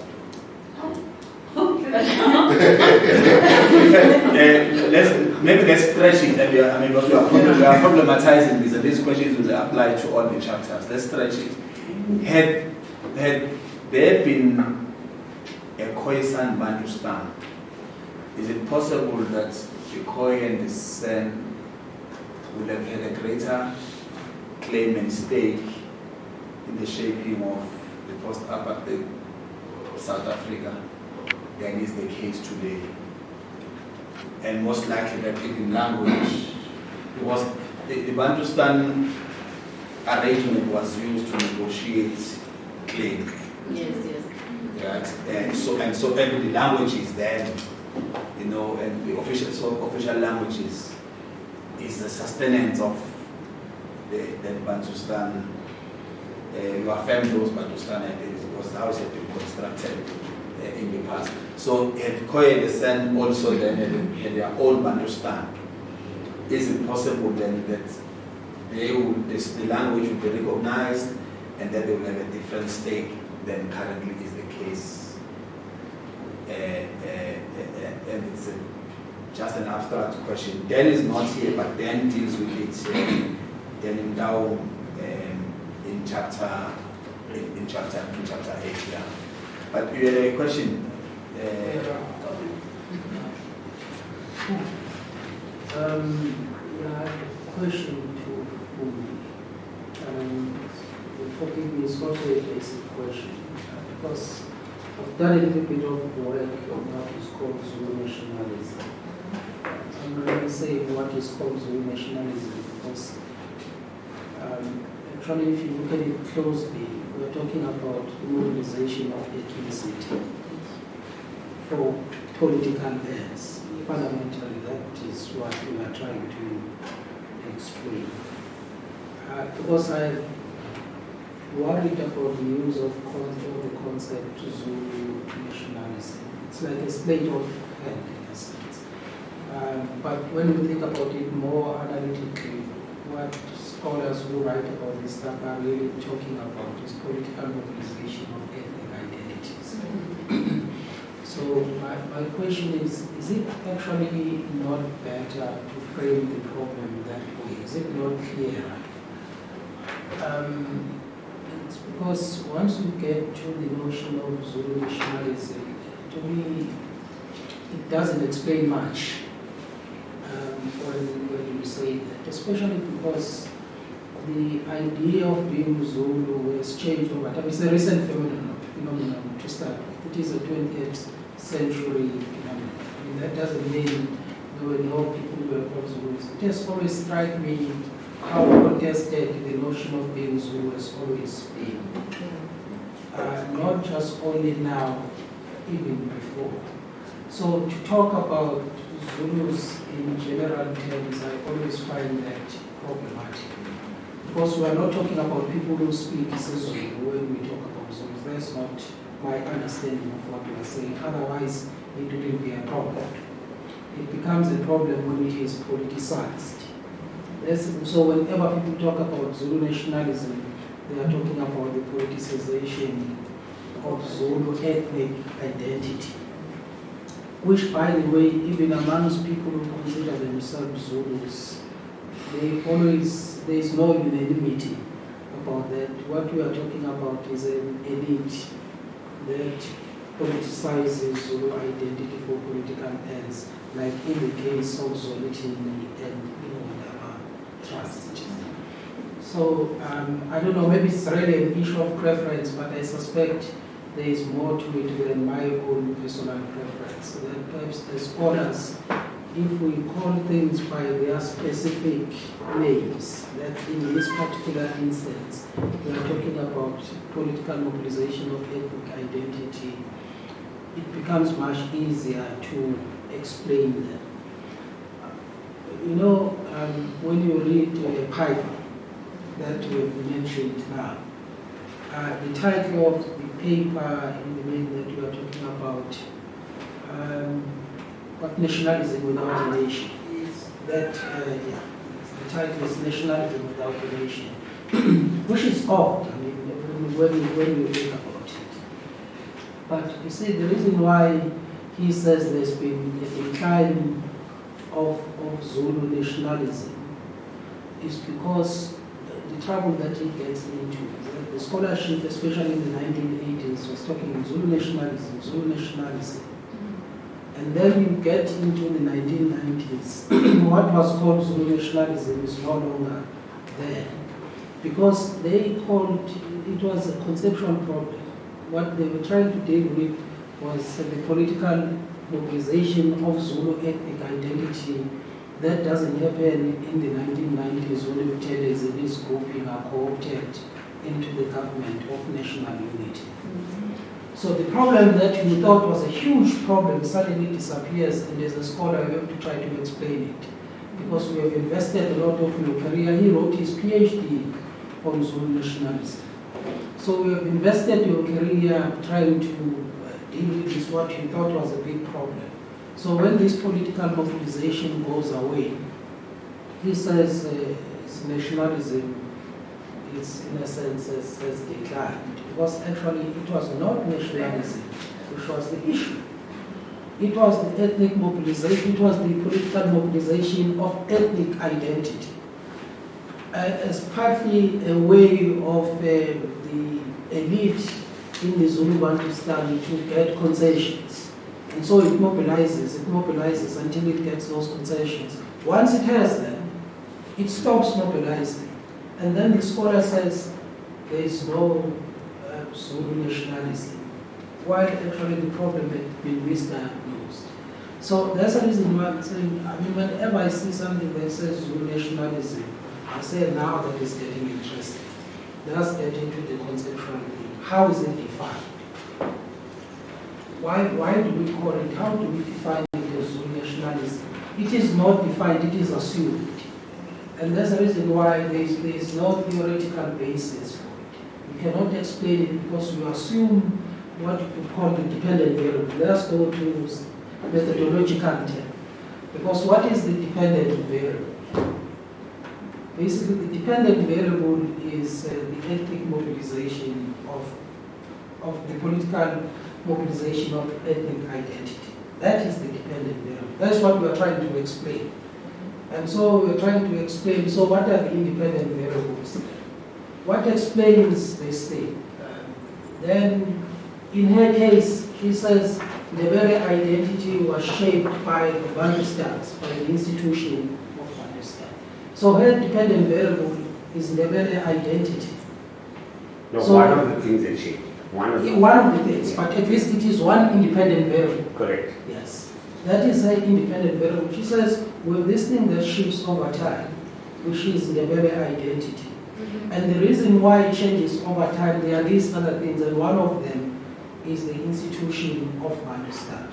Fair enough, and that's the reason why the story is interesting. You go to the Zulu part. The problem there, you do not even know what the dependent variable, what is it that we are explaining. Then Lawrence Piper. In her paper, because it's critical, she has worked on this thing, and some of the work that I've done, I'm trying to deal with it. Basically, what you see in Lawrence Piper, they say Zulu nationalism without explaining the dependent variable itself. What is it that they are trying to explain? And then that's the reason why it says there is nationalism without a nation, which is a strange thing. To say there is nationalism without a nation. But it's because he's faced with the phenomenon that this political mobilization of ethnicity has subsided. But he doesn't have the courage to say the Zulu nationalism is gone because he has invested his career in now, that is the importance of defining these things specifically. What is it actually that we are trying to define? It goes to the question that I asked Chair in the beginning. What is the central problem that the book is trying to address? Because we could be dealing with South African identity in the Ivory chicken mode, do South Africans exist? But we could be dealing with this completely different matter. Who does Africa belong to? Where you get to the issues of land. Because really, when you check the debate about land, it is about who's entitled to the resources that are inside. The EFF says we are indigenous people, therefore South Africa belongs to us. That's what they say. So, which is a completely different question. But just to go back, this is my preference. We don't have to take it. I think we'll make better contributions to this area if we are a bit more specific about this Zulu problem. Because my sense is that it will crop up and crop up and crop up. But if we define it as political mobilization of ethnic identity, so then we are able to say there are these elites, whenever their interests are at stake, then they mobilize. When their interests are accommodated, they switch off the mobilization. It becomes easier then to explain this thing that keeps on going on and going on and going on. This is just my... Can I just make a comment? Yes, okay. This account, I want to differ a little, but I don't have anything before me. But I think what you can go and read is, if you read the book of Kim Licard, Multicultural Citizenship, because he gives a definition there of when you can regard ethnicity as nationalism. And if I remember correctly, I've once written about it because I don't like it before, but he kind of talks about a strong sense of identity, but also having institutions that support that identity and the kind of historical awareness. So I think you must go and look at this, how he kind of looked at it. It's a little more than mere political mobilization. There's kind of more fundamental. But in your chapter, you theorized a bit. Maybe talk about yours. No. Chapter 10. Yeah. The kind of issue that kind of motivated this chapter in the initial brief that was sent to us, I think for Wendy Sox Morton, she kind of mentioned what Robert Mathers wrote in a previous book on, I think, also dealing with the national question in South Africa. And on the basis of questionnaire surveys and the results of questionnaire surveys done just after the advent to the new Britain, he said that South Africans very quickly developed a strong sense of national identity, and that South Africa can be compared with the United States of America, where you have diversity but kind of strong sense of being American kind of thing. I respect Robert Mathers very much as a scholar, but I differ from him. I think that South Africa should rather be compared with a country like, for example, Canada, where you have an overarching Canadian identity perhaps, but you have strong kind of ethnic identities in that country, and if you start denying those identities, then you have trouble.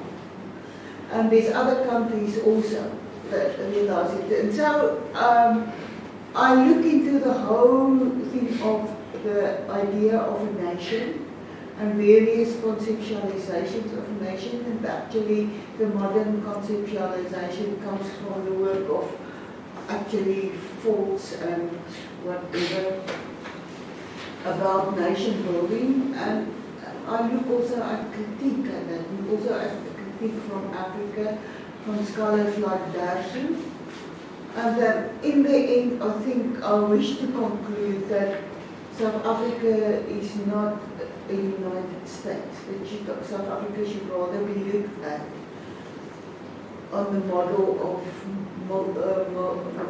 heterogeneous nations like Canada, like Switzerland, and that those models should rather be taken into account in dealing with all the cases. So that's just in short. But how do they achieve cohesion? How do they become the nations? Kierkegaard says that you can only get cohesion when you recognize people's basic ethnic identities. If you ignore that, you don't. So the principle of cohesion comes from recognizing people's identities, cultures, etc., etc. But also the idea of we have I have the Afrikaans working on one, and I can't get the English word, but we have a common destiny in South Africa, and that's actually what's binding us together.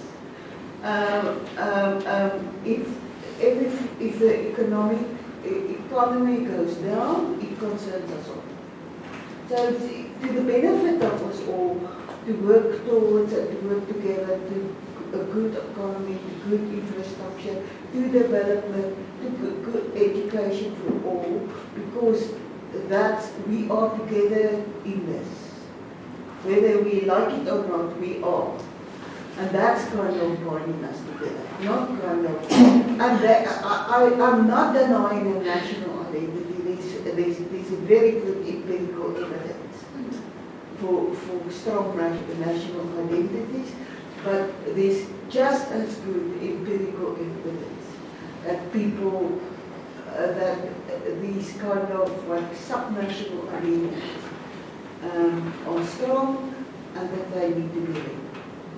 Like the Zulu identity and the So we are saying we can shape the idea around a common interest of well-being, which is that we all want to end poverty and so on. But however, in pursuit of that common interest, we must negotiate the Zulu identity, the Ndebele identity, the Canada identity, which is characterized by marginality. But then there's a point at which the argument collapses, because there's an argument that it's going to be very difficult to share the land. Yeah, those issues have to be negotiated, taking various factors into account. If you don't do that, then you kind of can run into disaster. But how do you do that in a context where? Well, I'm not dealing with the land issue. Yeah. That would force me. I've not studied it.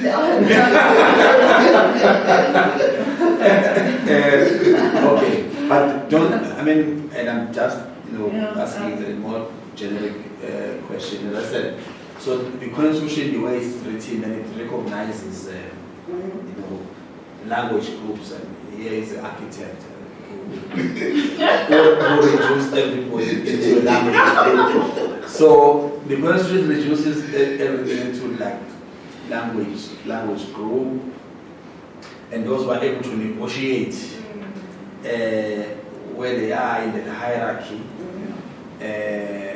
It's those who had certain kinds of power who could be mobilized. Like the ideal is that there shouldn't be a hierarchy. The problem is a hierarchy.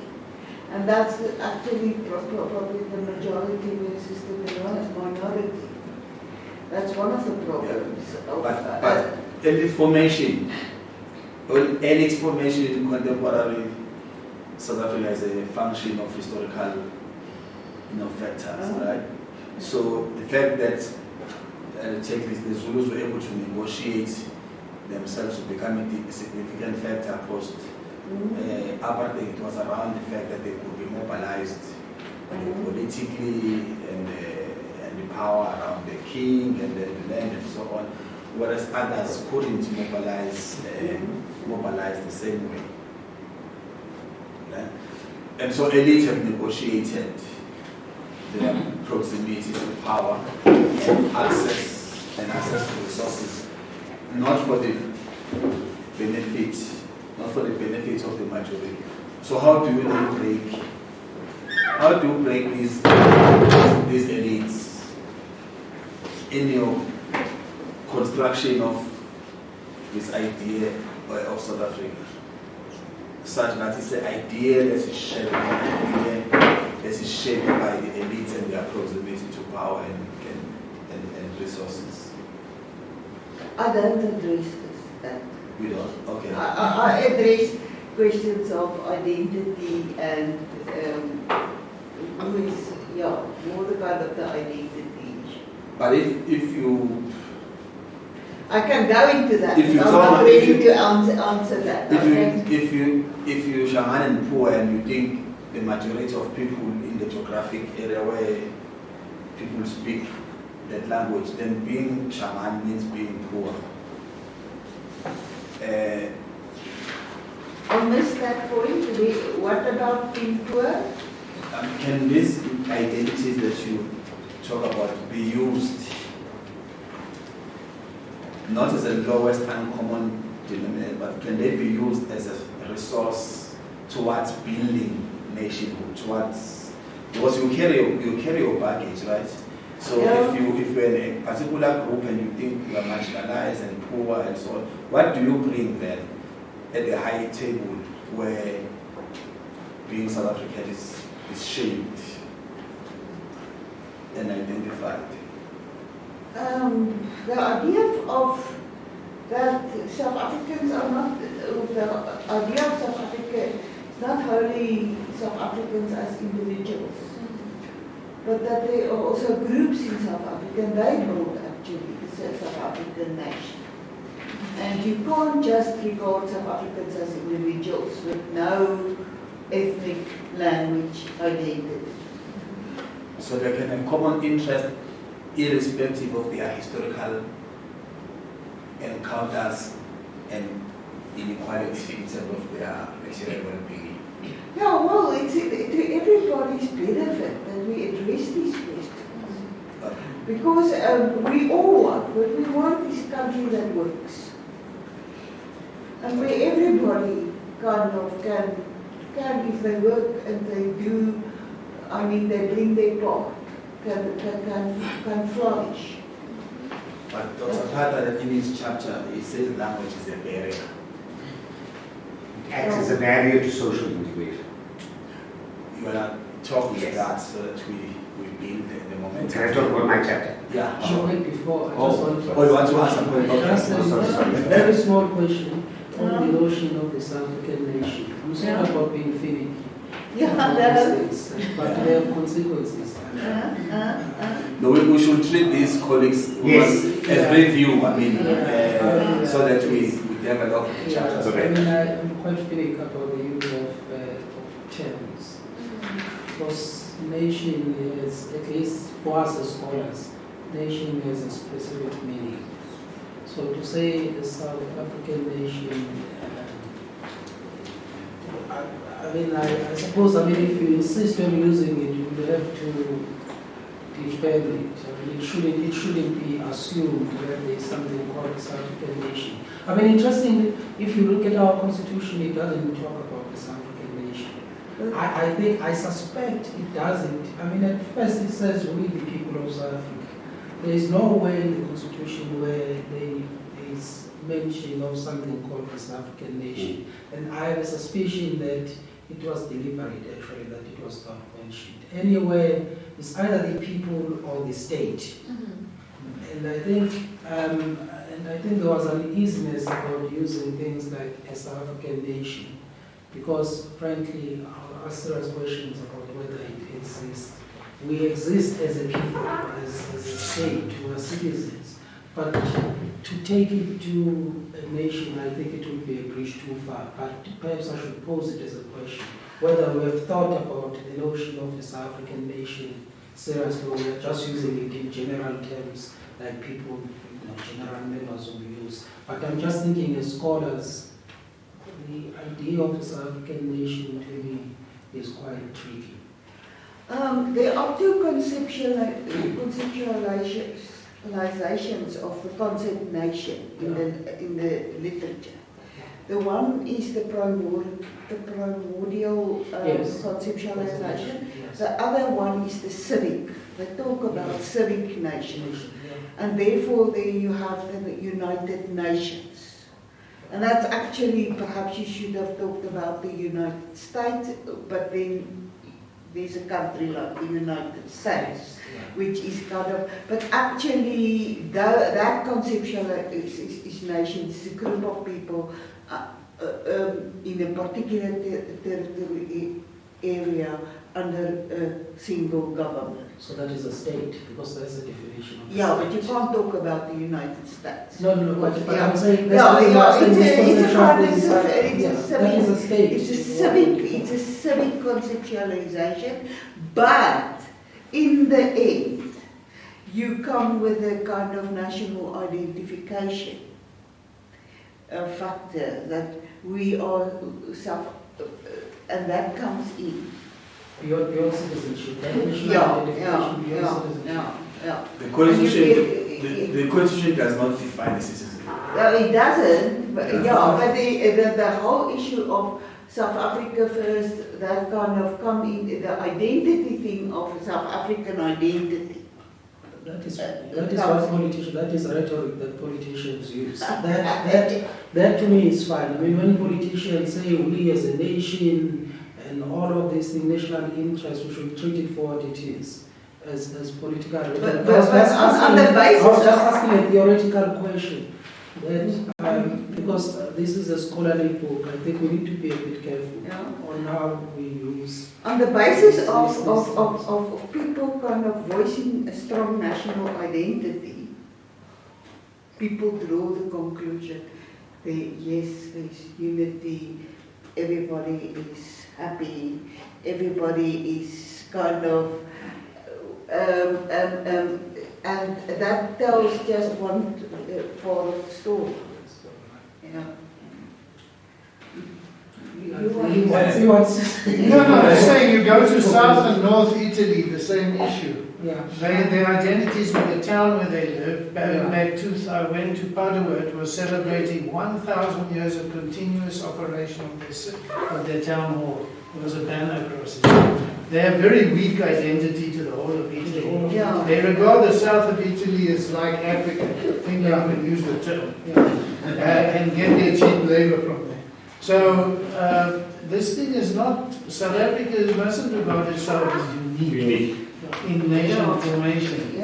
Italy had its war of unification, 3 generations ago. So, or a few generations. So that's the only thought occurred to me, and we need to look at other African countries. Uganda just had a vicious war with a group called the Lord's Resistance Army, which came out of an ethnic group that was systematically marginalized. They have a kingdom of Uganda. How do they deal with it vis-a-vis our KZN?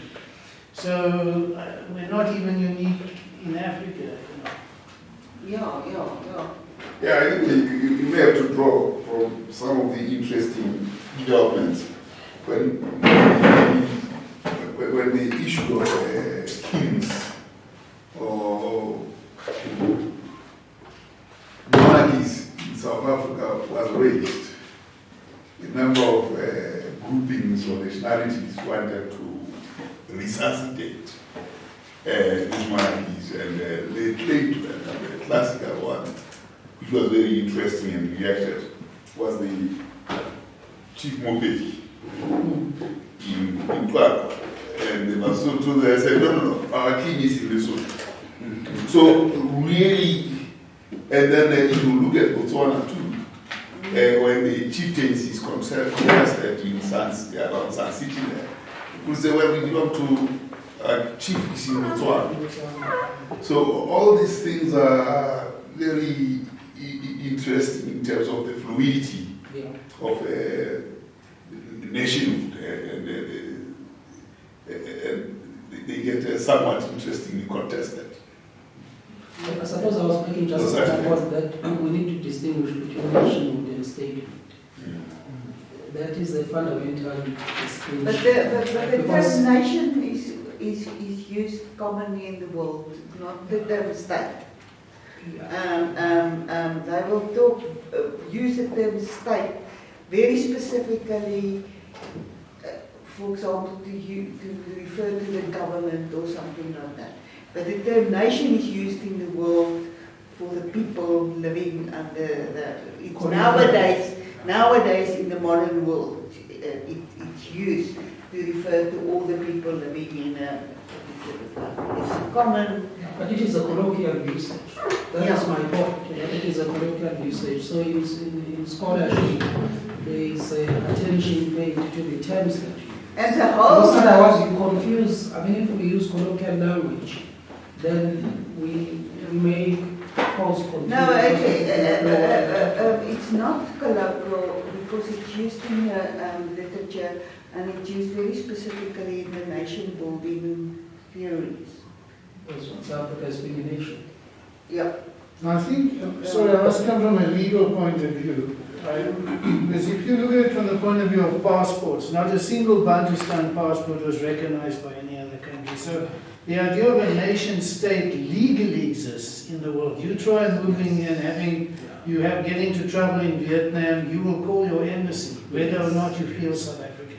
Yeah. So the world's divided politically into roughly 220 countries, and there's a huge network of international laws, conventions, weather statistics. I mean, there's more than 10,000 different conventions. So that is the legal position. How much people feel they belong to a nation, that's a subjective issue. And a political issue. Look at Czechoslovakia. It doesn't exist. Two republics. It couldn't hang together.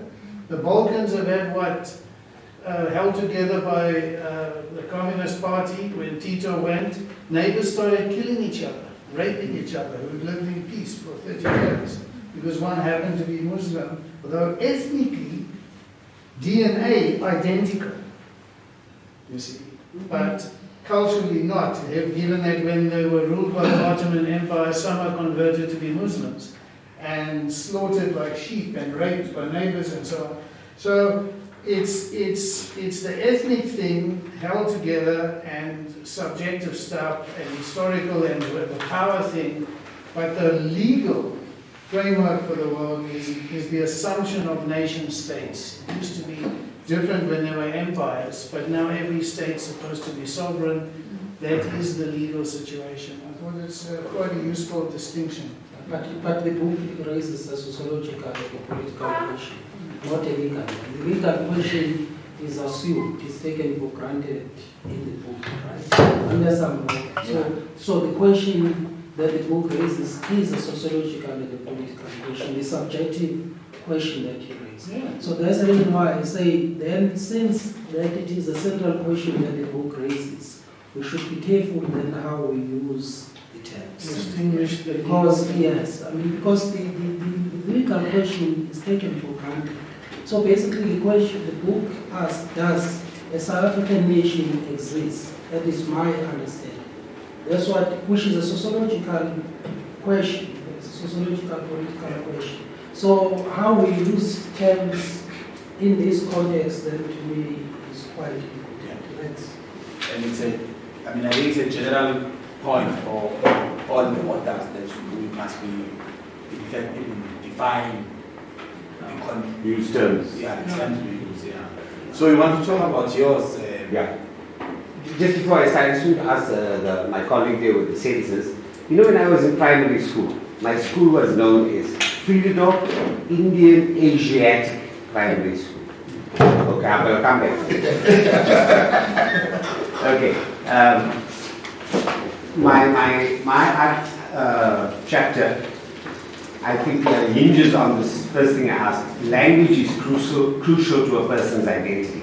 So I'm looking at the theme of identity. Which chapter? 12, chapter 12.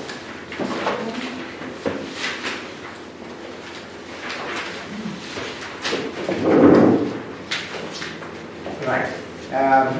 So I've given explanation of why language is important, relying on other academics or authors, for instance, at JIAS 2007, that language helps you to share knowledge, information, feelings, and even complex messages.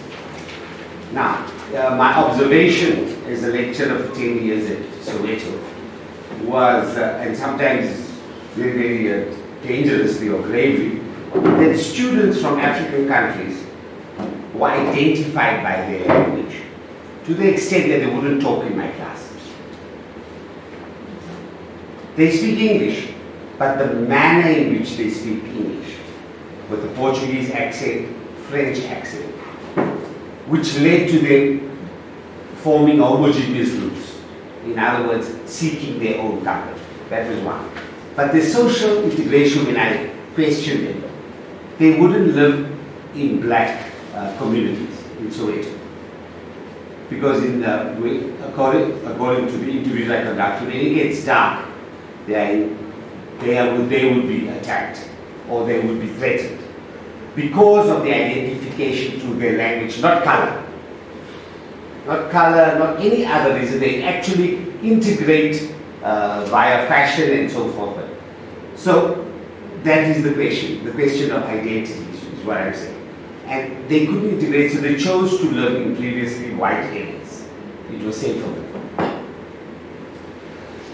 And that's what I asked. And I think to a large extent, this was one of the causes of xenophobic attacks on these people. I also asked, but shouldn't they be assimilated into our communities and our neighborhoods? And that is basically it. In my conclusion, obviously I use my methodology is qualitative. It's a mixed method to arrive at my findings. I use qualitative and quantitative analysis. And in my conclusion, sorry, quantitative and quantitative analysis of the data that I collected via group interviews and personal interviews. Okay?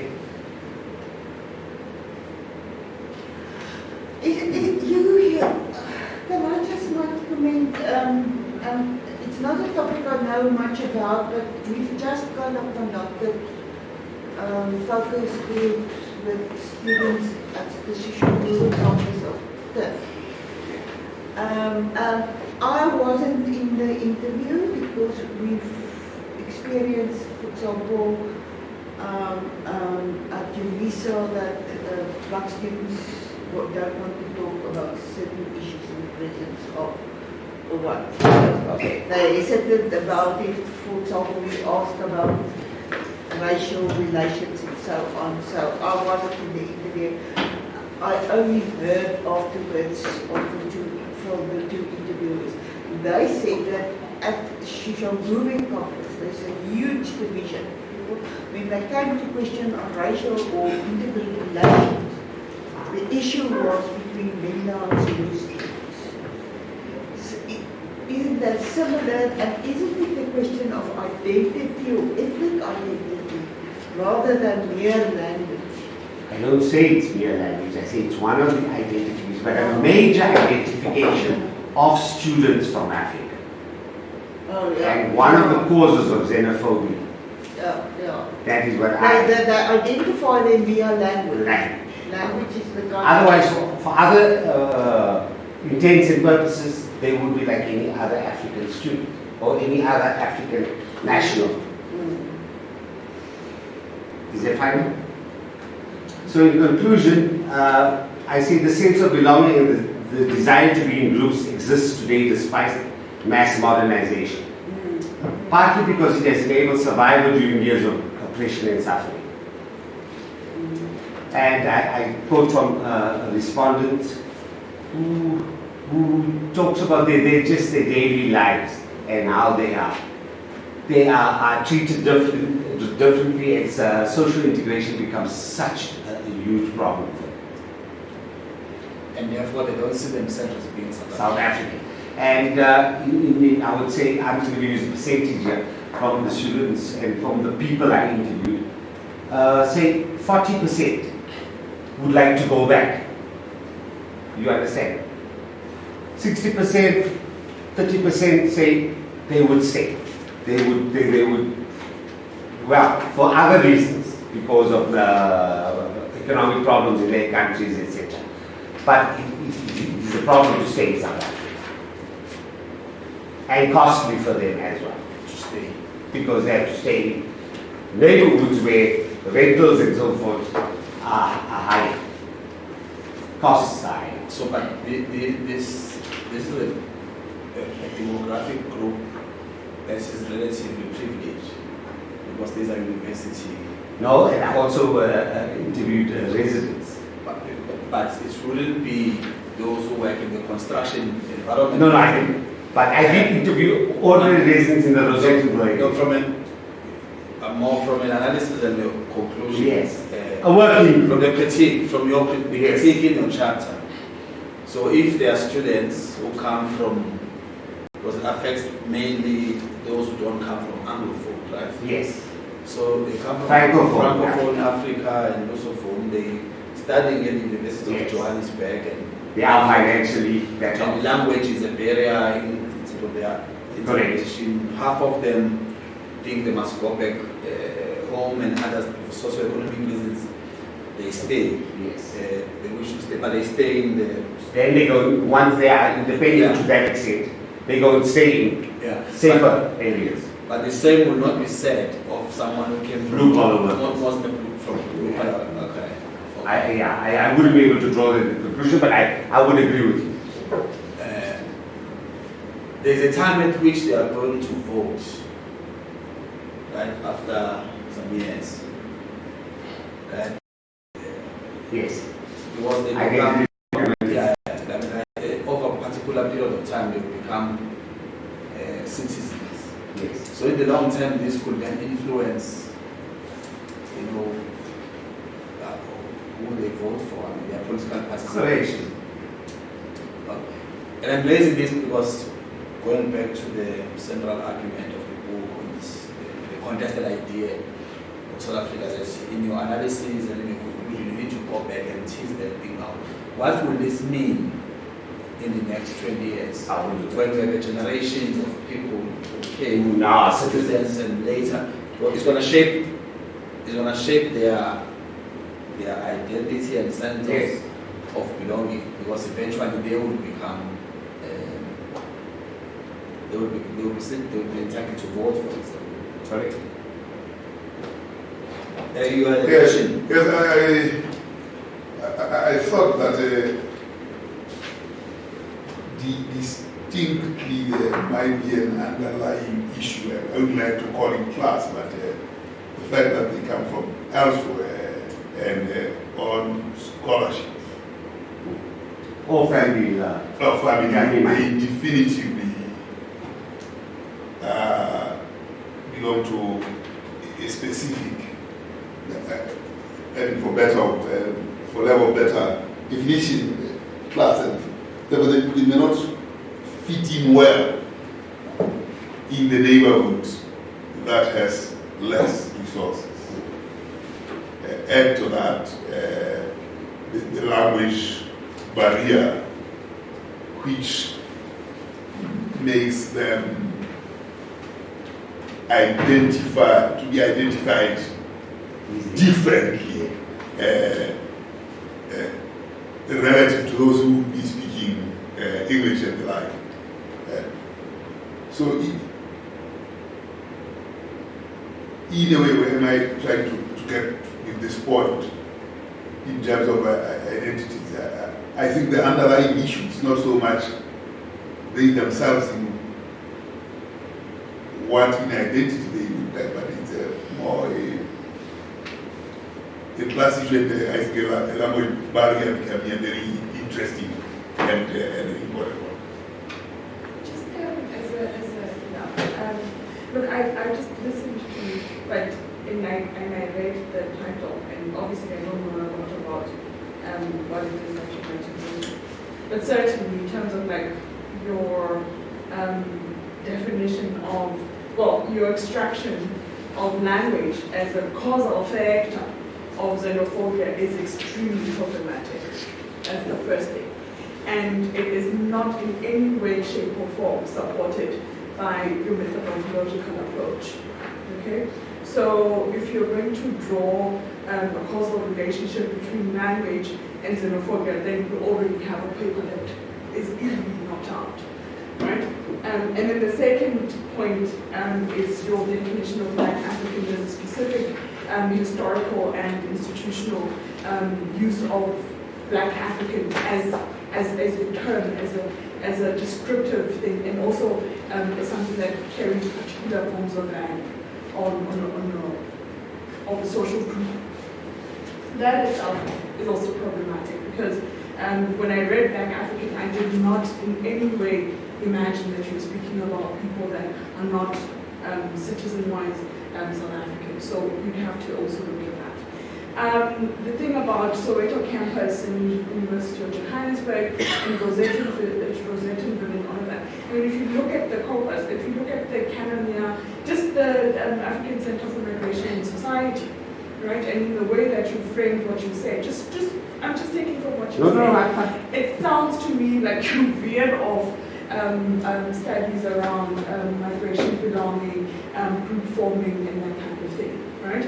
I don't hear you engaging in any way, I haven't heard you today engaging in any way with the literature that has been produced over the past 15 years on belonging, forms of belonging, migration, movement, right? I mean, there's a very recent book, to your point, that was written that says, I want to go home forever, right? And it was written by a group of people that study areas such as Rosettenville and belonging, and the idea of identity being formed in movement, right? Place-making, person-making, but one that is in transition, right? That's talking back to where people come from and talking to the current space that they're in. Out of that literature as well, there's a strong idea that talks about how people that come and study for a particular purpose, come to South Africa, go to University of Johannesburg, also and all of that, actually form a type of identity and belonging in one place and space like Rosettenville, right? So I'm appreciative of your observation and that kind of thing, but I think that you have empirical problems and analytical problems just on the basis of what you just said.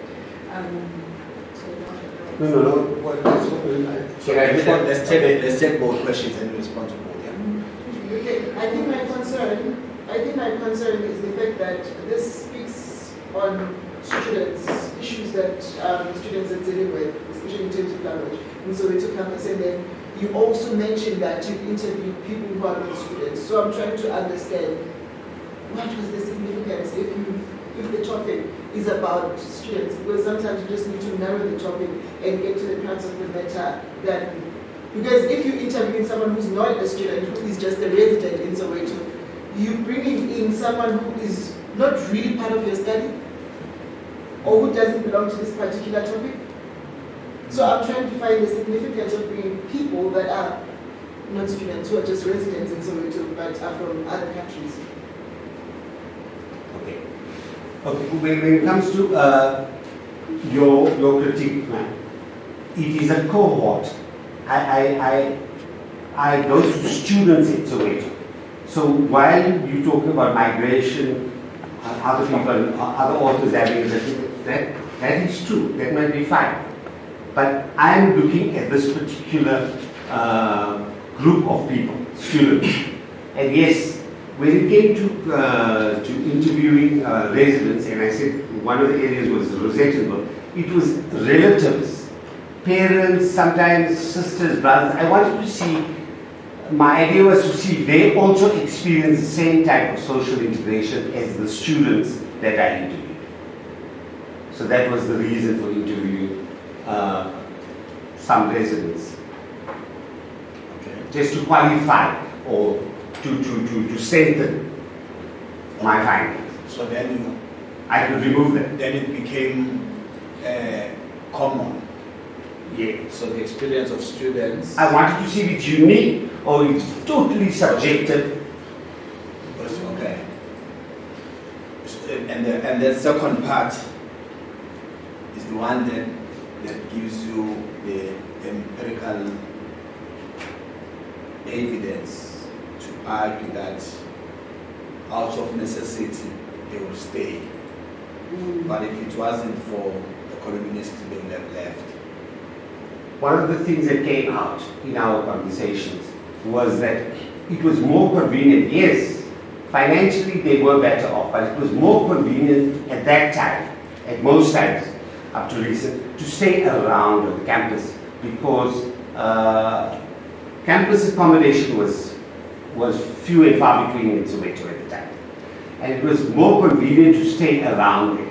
But they couldn't because of one of the major factors was their language and Or they ended up then in Rosettenville. well, not only Rosettenville, Which increased their Alberton, areas like that.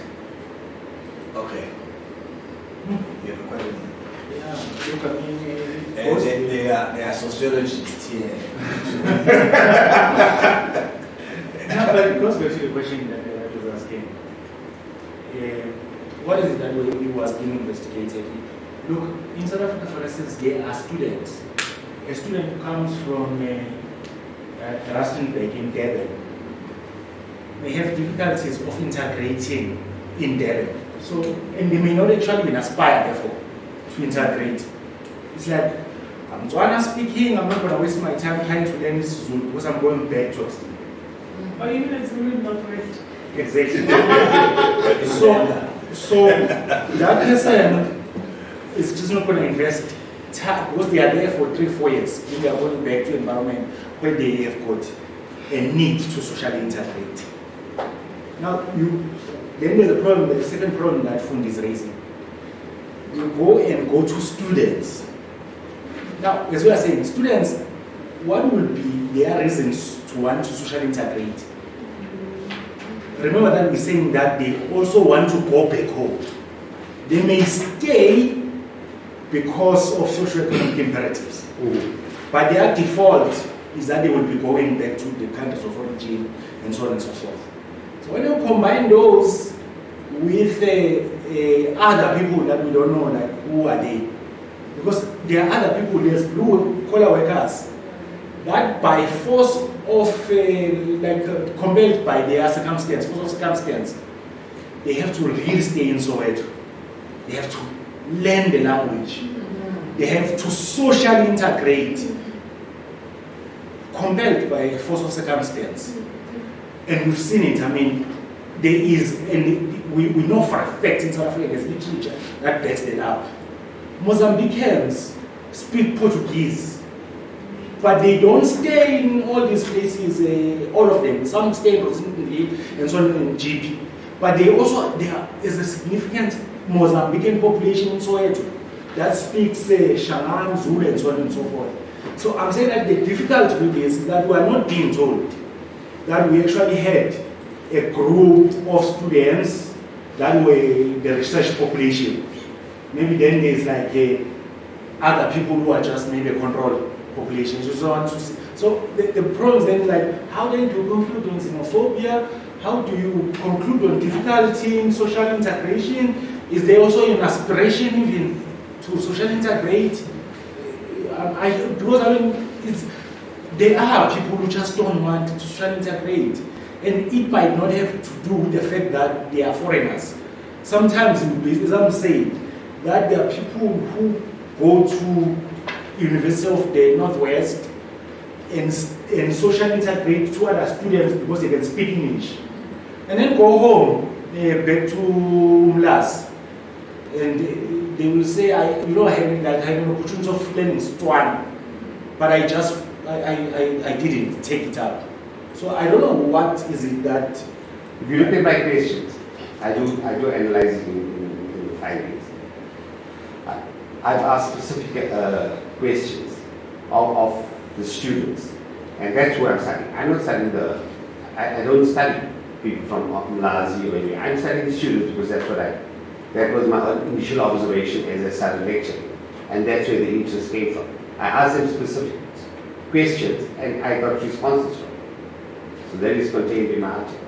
But then the literature. So what I'm trying to say is that I could read and say, but that also applies to South Africans. I could just basically be saying that as we were speaking in a sort of environment could just be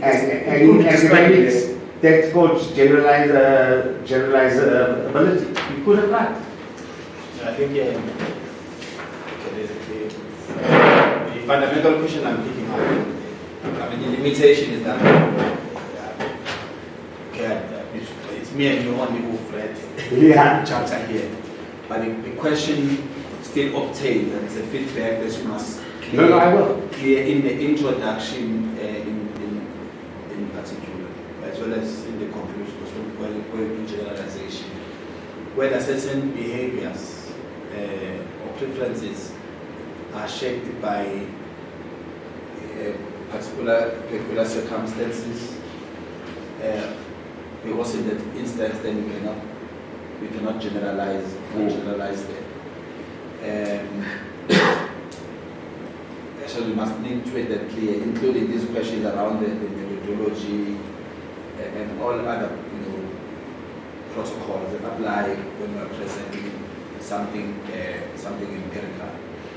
If you were talking to people who are non-students for validation purposes, then it must be clear that it was just for validation purposes, but we are speaking to the core cohorts that you were engaging. The point then, it depends on how much evidence you have on it around the cost, that there are people who may choose to live in a place where it becomes too costly. It increases their cost of being student, but because they've got the particular perceptions of safety, and they end up spending so much money staying so far away because we can't trivialize that. And then you can, deal with it, quite clearly that the cost of being a student in Soweto, if you are from Cameroon, is higher than the cost of being a student in Soweto if you're from Zimbabwe or Botswana or Lesotho, because language in that case acts as an instrument that helps facilitate integration and some kind of relative safety, if that's the point that we are stretching. But there's a lot of Canadian literature actually on the same subject. In Canada, I think more than any other country, they've studied this thing more. So there is a literature on one or two papers we can draw from, because they've been studying the extent of integration for students who neither speak English nor French, who come to Canada, and the extent to which they are able to integrate firstly on campus as well as in the neighborhoods where they are at. They don't deal necessarily with xenophobia, so that some of the literature there looks at even performance, right? How they perform in their studies and so on. In fact, the biggest national question in Canada now, especially in the state of Ontario, where the Constitution says they use statistics. That's why they changed the form, actually, the census form. The current guy brought back the old census form. In fact, in Toronto, the big question now is whether or not Mandarin should be recognized as an official language. Because the Constitution says based on some American formula. Once you reach a particular threshold, that language must then be recognized. And in Toronto now, 85% of the population that speaks Mandarin. Right? But the majority of those who come there, those who already were speaking English, and therefore language isn't necessarily there, but when they to take the question of language in the census form, they take Mandarin as their mother tongue, but they still speak English. Whereas those who go to other parts of Canada will be only starting to learn English or French when they get there. But these methodological questions, I think, need to be clarified in the introduction and in the chapter. And in the end, the question then you must answer is, how does this shape then the idea of South Africa? If there are people who feel excluded on the basis of where they come from, we must test it, and see, because in the end it must make that kind of an image. John? No, just really quickly, I think the mischief lies. Sorry, but let me manage, really do this in terms of time, because lunch is ready. So what we will do, we will take these two comments, and then we'll take Bongani, and then we will migrate from here and go to the lunch venue. Can you have a chat? And we can have a chat there, and I'm rounding up because I must give some feedback at the end. So let's do, maybe let's take Bongani in this space. We will continue the conversation that some of these things are generic, and then we will take our staff, go to the lunch venue downstairs. We will do the general rounding up questions and give feedback. Just to manage time, because there are other I'm considerations. just going to make a highly specific thing. Yeah. Consider taking the word language out of the title. And then it just becomes an instrument for looking at what forms groups, how far do they integrate, what are the strategic implications for the university, for Johannesburg, for the country. Because foreign students are a strategic resource. Yeah. Okay. Yeah. Yeah, it might help. It's something that you discover. Yes, language instead of watching. It's an empirical discovery. So let's take one, and then we will then go there and round up. If that makes sense. So as I said, there is a sociologist here, a number of them. Yeah. Go on. All right. Good afternoon. Which chapter is that? This is chapter 5. 5, yeah. Yeah, so actually the more accurate title is, okay, the subtitle is the South African Revolution. So it says here, African Revolution. Well, my primary interest is in intellectual history, African intellectual history. And for now, I'm working specifically or focusing on the works of Achimafeji and Bernard McGuire, who were two excellent South African social scientists. Well, I wrote the paper a long time ago, actually, well before this book project, and I gave it to one of the editors, to Samuel, for comments. And he said, no, I'm actually working on this book with the coding, which is on the contested ideas and that. So I'm not too sure how my paper fits neatly into the project. But anyway, the reason why I wrote the paper was because there was in the literature, well not in the literature, but in the media, and I think this is still ongoing, this idea that the ANC, SACP are pushing South Africa towards the second transition, and that they are pursuing the National Democratic Revolution. If you go back to the literature of the liberation movement, and also of Achimafeji and Bernard McGuire, you'll see that by the 1970s, the ANC and the SACP had abandoned the idea that South Africa has to be liberated first in terms of, or black people have to be liberated first in terms of race as a nation, and then as a class afterwards. So this was, they call this the two-stage theory of the liberation, which goes back to Stalin and the Soviet Union. By the 1980s, I think everyone had accepted that the two-stage theory was no longer viable, and therefore black people have to be liberated both as a nation and as workers. Yet, the way that the ANC and the SACP framed the post-94 South Africa is that they are pursuing economic freedom in our lifetime.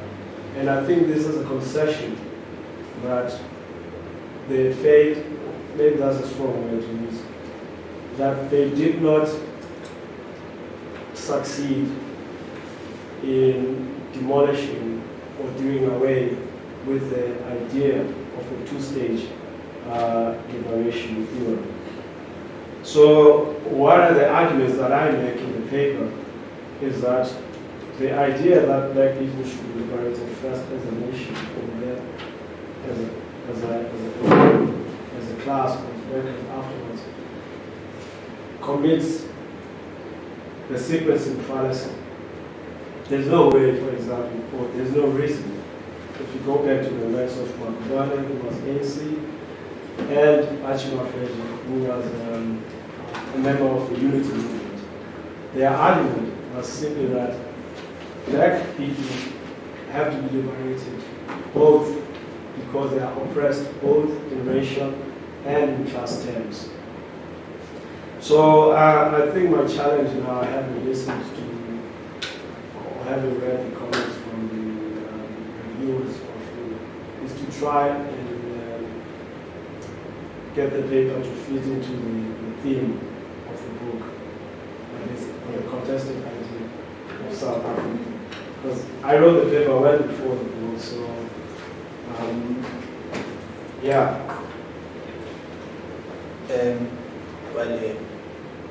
Now the people you use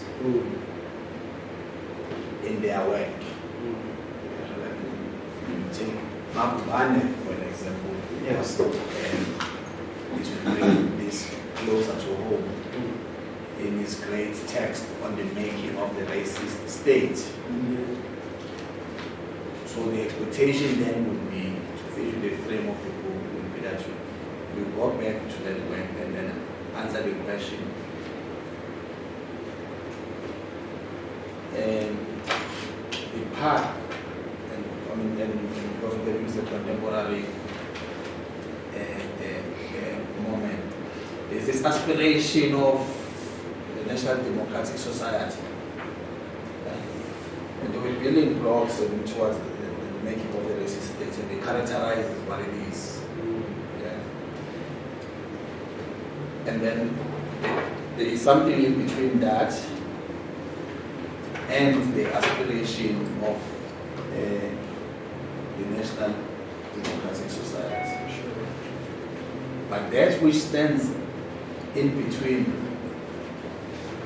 is the one that gives you data points on to answer the question, are we moving towards that National Democratic Society? And that's the contemporary moment. Sure. Yeah, just that which is in place now is an antithesis of what Makubane had called the making of the racist state. Because the MTS obviously the antithesis, but are we undoing that? And both the people that you talk to provide very rich, theories about society and how in fact it can undo that which they despised. And that's part of would be an important contribution of this chapter because for them, and they do define actually what must replace the racist state.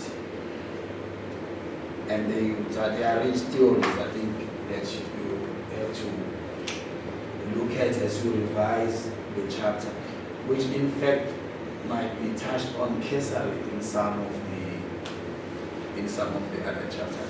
In fact, one of the value is that in its pursuit, because Makubani offers more of a Marxist critique, and none of the other chapters do that. There's one that attempted the colonial critique, which what makes them this one an important contribution. And Mafeja, in fact, they contest, the two of them, right? But somewhere in between that contest, we must give them answer the NTR question. In Mafeja, a different view on the NTR as opposed to Makubani. So, in fact, Mafeja talks about they had a big contest. But they came from a different angle. The professor is no longer here now. Because Makubani would have a critique like Kondo on the concept of Africanity and so on, because of the mass. And in fact, it might as well be that the contribution of this chapter to say, even at an intellectual level, there is a contest. And this is what this contest is, which will actually then, in that case, change even the standing of the chapter, because we'll have to move up to being number 2 or number 3, because it discusses ideas. But also on the basis of the conversation that has taken place here today, you might want to develop it to be a kind of a theoretical anchor. Some of the things that the Prof was talking about earlier today, you may want to revisit them. In the end, we don't know which, theoretical perspective will prevail. We do know that. But the very fact that, the greatest contribution of colonialism in apartheid South Africa was that it pushed all of us to always, especially those who were oppressed, to constantly search for the uncommon denominator. Right? That we always in a search for what is uncommon, right? Instead of searching for what is uncommon, and then what you do if you want to divide. And so, if there is no agreement then of what ought to be at the center, what ought to be common, how then do you build from that? But she's arguing that perhaps it must be what is aspired for. So use an aspiration, what you want to achieve, and you mobilize people around that. So if it's MDS, but not everybody agrees with the theory, that's what we aspire for, must be a national democratic society. Because some of it will seem to be a Marxist idea. No, thanks. Thank you, colleagues. Yeah. Okay, colleagues, let's go and have lunch. We'll continue the conversation there.